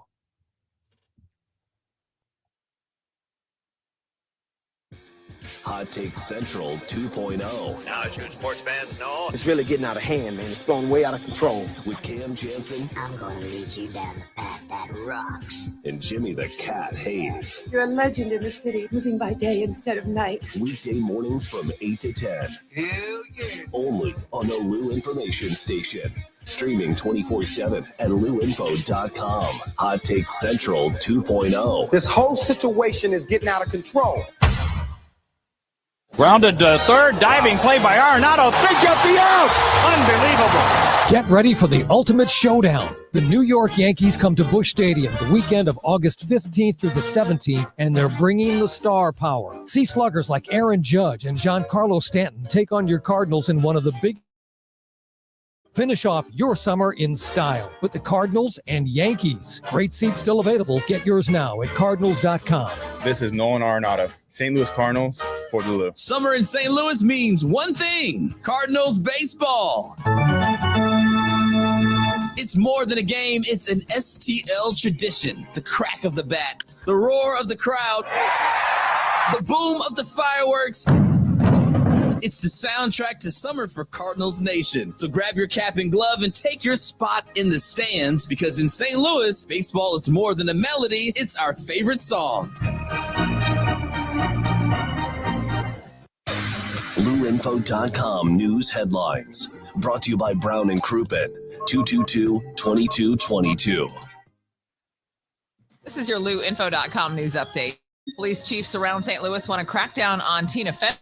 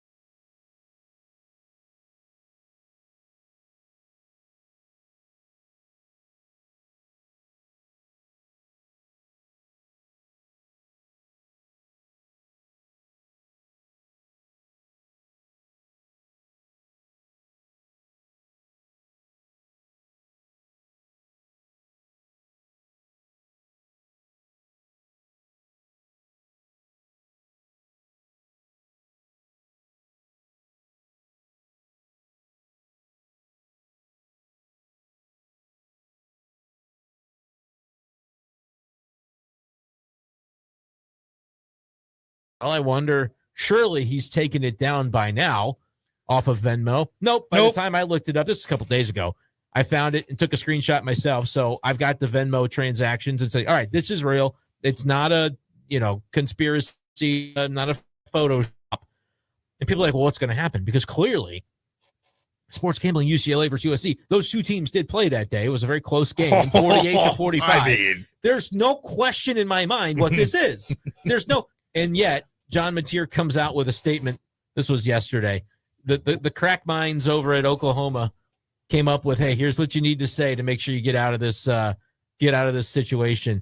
And his statement goes this way. The allegations that I participated in sports gambling are false. My previous Venmo descriptions did not accurately portray the transactions in question, but were instead inside jokes between me and my friends. As one does. All the time we're joking about, hey, remember that one time I said sports gambling, UCLA, USC? And I fake giving you money? That was so funny. No, that was just an hilarious joke. And so I've never bet on sports, of course, and understand the seriousness of the matter, but recognize that out of context, these Venmo descriptions suggest otherwise. I can assure my teammates, coaches, and officials at the NCAA that I have not engaged in any sports gambling. Do you believe him? Because I don't. What are we doing he needs to start hanging out with Ohtani. Dude, Ohtani has all sorts of scandals. What is going on with him? It's pinned on somebody else. It's my agent that did the $240 million deal. I didn't know. $240 million this deal. Real estate deal that they were involved in. He was going to be the spokesman and buy one of these expensive properties. But then as it went along, the folks who were like in charge of the thing, they kept getting kind of pushed until they say, hey, to placate Ohtani, we're going to need to fire you guys. And so they sued him and said, they kind of swindle them out of their involvement in this very lucrative real estate. So yeah, maybe John Mateer should try to figure out a way. Wonder, they knew Shohei was going to be a monster. They know he's going to has a ton of money and he's going to be a freak. And then he's going to sign these monster $500 million deals. They got their hooks in him, man. I don't know if he's aloof to the situation. It's a great question. What is actually, because we don't know a lot about the guy. There's a way you could frame this where it's like, okay, the stuff with the Ipe and the sports betting, people would say, Cam, if you read the comments on Twitter to the post about this, I think it was John Boy Media that posted it. Yeah. That people are like, oh, sure, this guy didn't gamble. I believe for a second that there's not more to that story with the translator. Yeah. And then this happens, and it's like one of those things where, okay, maybe if it's just a second odd coincidence involving in less than a year, right? Involving him. Yeah, I mean, this was the beginning of last baseball season. So you're talking about a year and a half. This has been ongoing with the real estate thing, I assume, and it just finally came out that these two guys that were involved at the top of this thing, they kind of pushed him out. And again, it's the agent that's doing a lot of these dealings. So is it placating the agent, or is Ohtani behind the scenes going, yeah, I need this, I need that, I need to be involved? Because Ohtani, when he walks around, he's just like smiling. He's nice to everybody. It's so interesting. It's interesting. Is he getting taken advantage of, or is he right in the mix? Is he a smart guy, or is he not? I don't really know. He doesn't talk. Dumb. He doesn't talk. No. So you can't really dissect what he's saying, or if he's making sense, or if he's witty, or I don't know. Yeah. I have no idea. I know he could hit the ball and he could pitch, and he's one of the freakiest athletes in the world right now. Damn. How can you, man? I've been through a lot of ups and downs playing, and some of them it's just like it's such on your mind. Like, I don't know how in hockey you could just be more aggressive and get the job done. You could just in hockey, for me, I could just block some stuff out. Maybe it rattled me so much, but I could block it out and just be really aggressive and skate harder and make things happen that way. But in baseball, I mean, it's so mental to where how does this dark cloud over you, not in the back of your head? Maybe that's why I went on some of those slumps throughout the year. But man, that's got to be tough. But figure it out, dude. It's some crazy Figure stuff. it out. How's that? Let me update people for who maybe don't know. Yeah. There's a lawsuit filed in Hawaii Circuit Court. Ohtani's agent, Nez Balalo, was increasingly demanding concessions from this developer of this big fancy real estate development in this Kings Barn Realty Capital, dropped like the original business partners from the deal. And It says Kings Barn, the Realty Capital Group, began capitulating to the agents. Increasingly obvious that the company was more concerned with preserving its relationship with Ohtani than honoring its obligations to its business partners. And so basically it's this humongous where Ohtani was just kind of like a spokesman, like, hey, I'm going to live here, so we'll sell some more houses to like the Lee's community that would be like a good target market for these high-end properties out in Hawaii. Oh, yeah. And so like that was why they got him involved originally. But I guess as time goes on, the agent was wanting more and more whatever sort of concessions and kind of getting his hooks into the business side of it until the big time partners eventually got fired by the company, I guess at the behest of the agent. And so they're like, you can't, there's damages, there's, future earnings, there's all sorts of things that we would have been entitled to. Is he the most interesting guy going in sports? Ohtani? No doubt about it. I mean, come on. Because he's enigmatic because, and like part of it is the language barrier, right? Like we speak English. He speaks a different language as his primary language. Right. And can kind of play that and look, I don't know. I can understand it's difficult to learn a second language. I've never done it. So I'm not pretending like it's just, but there are people who would say like, under the right circumstances, he does pretty well with English. I bet he does too. Cameron Brink, the WNBA player, big, tall, blonde. Oh yeah. He was in a room with her, and again, was this just kind of like Twitter jokes, or was it something that was happening where it's like he seemingly was carrying on a conversation with her really well? Really funny how that works. Really motivated. So some of those Russians did that back in the day too. And like I want to respect that it's again difficult to learn a second language. I can't talk since I've never done it. About how easy it would be. But don't you learn English in Japan too? Well, I think there's a degree to which, like, clearly they are in circles. Professional athletes run in circles where they're exposed to those different languages and cultures more than I've ever been. To where I don't know if there's a burden of proof, like they should be able to do it. That's maybe not fair to say. But is there a level to which they probably could get by if they were motivated? It sounds like there are circumstances. And so, to your point about is he the most interesting? He's an enigma to us because there's a lot that we do not know. And he's a freak. Like nobody's done what he's doing athletically. He's a shady freak. But can you say he's shady though? That seems unfair. It's starting to get there. There's two monster shady things that are involved with him, and he plays it off like I'm the sometimes I'm barely perfect. Says anything? He's just chilling. Wow. Sometimes you can be and like from like the baseball writer perspective too. There's been a lot of like consternation among the baseball writers in the past. I don't know if it's still an ongoing issue where it was like, hey, here's what there's by the CEO, all the obligations are supposed to have to do media wise. And, he was on the Angels. Now he's on the Dodgers. And it was like, they're just not really making him do it. It's like, can we kind of enforce like Shohei's got to talk to us every once in a while and just be accountable and be present, and kind of just wouldn't happen. And the baseball writers are like, well, we're going to, worship at the ground he walks on, but do they hassle him in LA, the writers? I don't think I don't see him anywhere with anything. I think he's kind of insulated. Like he gets special treatment. He gets special that treatment others don't necessarily get. Now he does get hounded for sure. I can't get these damn headphones to work. Yeah, they kind of flip around. He gets hounded by like there's a huge Japanese media contingent always following him around. The stands. The All-Star game was crazy. Just seeing all how many Asian Japanese were there ready to like take it because there's a bunch of. Japan's a big country with a huge population. There's probably a lot of media outlets that like run stories and stuff about like they're covering Shohei. They're not covering the Dodgers. I want to read those stories. They're covering Shohei and like what it is that what kind of stuff they uncover. It's probably not like interesting. I think that they're probably protecting them too. But in Japan, wouldn't you? If I were a Japanese media and not he was if our guy, wait. You're talking about you want to be here.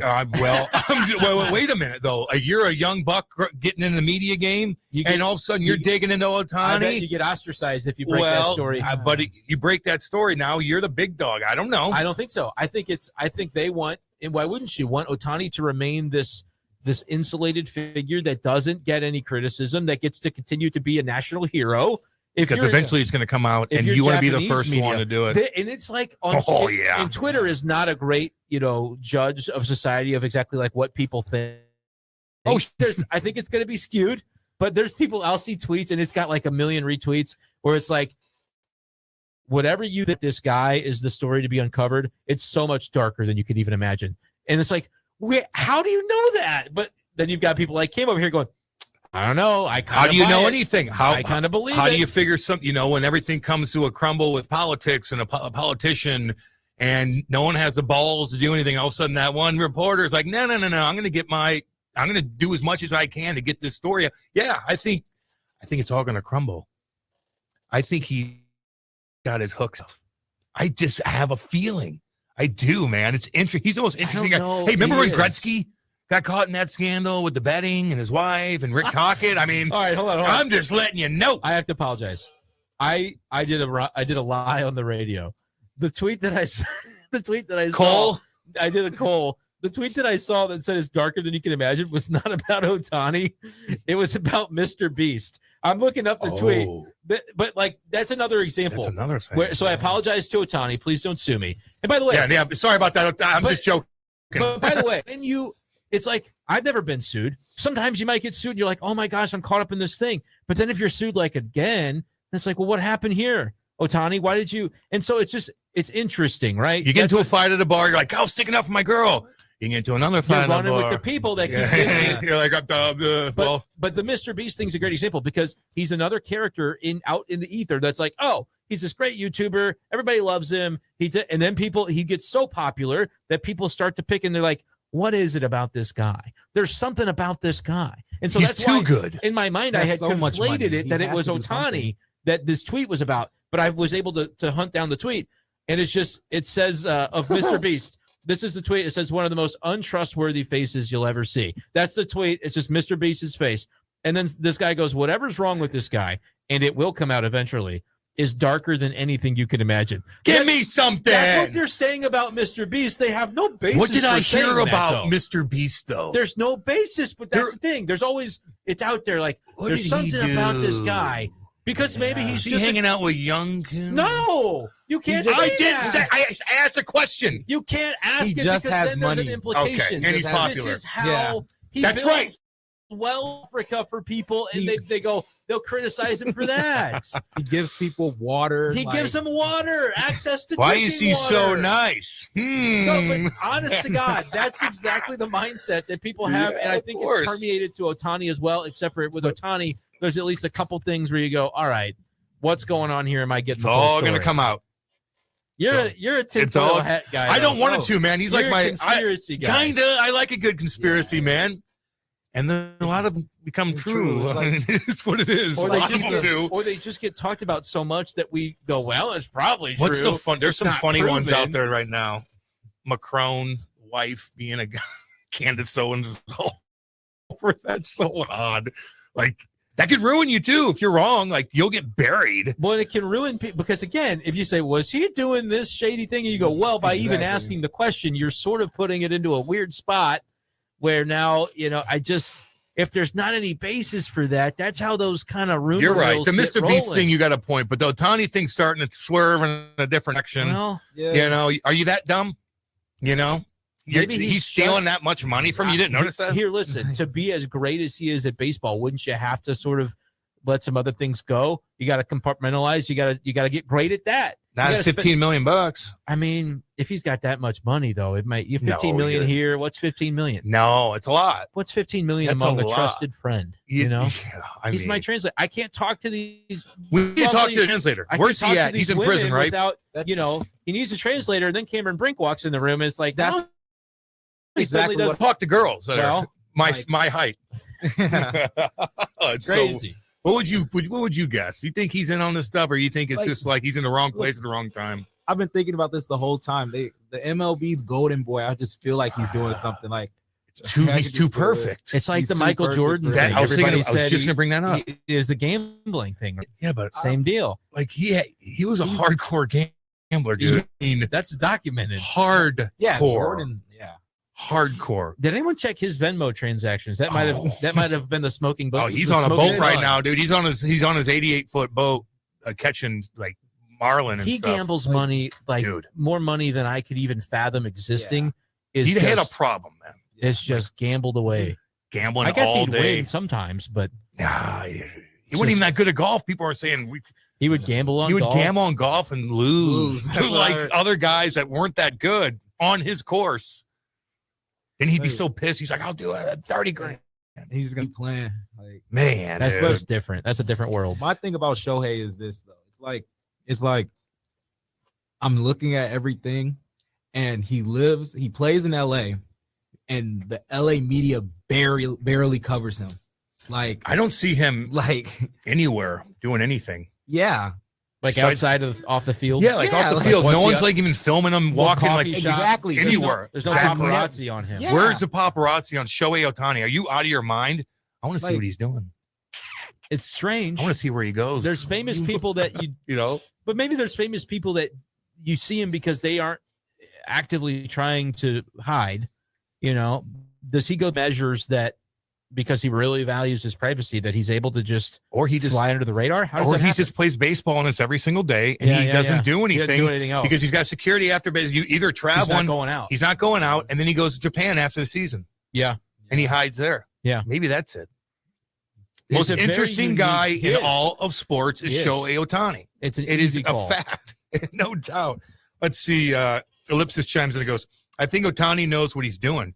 Doesn't do any of this stuff himself. Always has someone else do it. So when shite hits the fan, he could say he had nothing to do with it. Exactly. Ellipsis been saying a lot of good comments. I mean, Shafe hates it. He hates it. I don't hate it. You hate it. I just want to. You be do careful. not want this to. Yeah. I just want to be careful. I agree. I agree with that. But I'm I not tweeting anything out. But like again, I'm talking about it because it is interesting. No doubt. When it happens the first time, you go, "What a horrible thing that this happened to Shohei!" Like, man, that's unlucky. Be leery when Ohtani wants to hire you. No, yeah, he wants to hire me. I'm going for it. Yeah, man. I'm sorry. He can pay me. What are you going to steal from me? You don't know when he's, but you don't know when you're taking the fall. That's a problem. Yeah. It's like He's you don't gonna know set when me up. When's your name getting called? To Cam's be the got one? 15 million in his account. That happened. That happened. Oh man. When are you taking the fall? That's going to be the question. MLB did quite possibly the quickest investigation ever in the history of investigations when it came to the gambling scandal. That's exactly the kind of investigation. That's exactly the kind of investigation that will be done into John Mateer because he goes to Oklahoma, and so it's not like he's Mizzou's quarterback. If you go to Oklahoma, that's like we looked at it. It was fine. It was it was an inside joke. In fact, he told us the joke. It's hilarious. Like the NCAA investigation. We told us a joke. We can't tell you what it is. No, but we can assure you that it was funny. And it was a joke. Yes. Maybe he's on the Derek Jeter style. Everything is private. Although we knew who he was getting down with it, right? At a certain point, you did. Like you're walking around New York. Like there's no cameras back then. There's cameras everywhere, especially in LA. Everybody's everybody's looking for somebody in LA. Like who's this? Who's that? Who's this? And he's hiding that much. Interesting. I'm going to follow him around when I go to LA, I think. Let me see. Now I'm Googling for some Shohei. Like, there's a couple pictures. Is there a out couple there. pictures? But what if it's the fact that he's not that interesting? Like, he's not interesting enough to follow. It doesn't make sense to me. He's got all these things going on in the background. No. He's interesting. There were years where nobody knew the name of his dog. 6'5", handsome Japanese player that just signed for $500 million. That's on TV every single night in LA. No. People are interested in him. He showed up, and he's nowhere to be found. He showed up to spring training, and he was like, "Yeah, by the way, I'm married." Like it was just like I know something I did. Can we get to know this guy? No, he doesn't want that. No, he does. Good for him, because I feel like I do the same. Yeah, but you say good for him, but then you turn around and say, "There's something about this guy." I like it. Yeah, but I want drama. Yeah, but he probably doesn't, and that's why he's trying to hide. Do you think he's listening right now? Shohei, I love you. I'm sorry. You didn't do anything. Don't worry about it. The investigation's over. Here's what it is. He's not listening. Does he have people listening? Oh, God. Now you're scaring out of me. the 25. I mean, he's got all the All of a sudden, money you in the see a world. couple like Japanese guys roll up in like suits. Well, now why do they have to be All Japanese black guys? Well, because he's from Japan. Oh, You know. okay. You don't know who's on he his payroll. He speaks Japanese. Okay. I just wanted to dig into that a little bit. Right? Am I wrong? You know, they're in suits with glasses. Yeah. Like we need to talk to Shafe and Cam. Yeah, but you sound a little flippant with the race I think card you're on right it. on that. I think Like, that was a little I was racist. kind of like, what My what bad. are we doing here? All right, good job today, guys. Thank you, Ryan. Thank you, Shafe, man. It's always great to be here. Love all you guys. Thank you to everybody. We'll see you tomorrow on Hot Take Central 2.0. Yeah.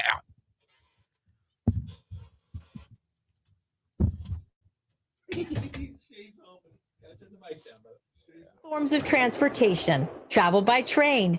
Yes, consider traveling around the United States on Amtrak. Traveling by train is a lot less of a headache than taking a plane, and you'd be surprised how many places you can go to Amtrak, and there's no passports or IDs needed. Out how to get where you're going as soon as tomorrow by train. Call the Amtrak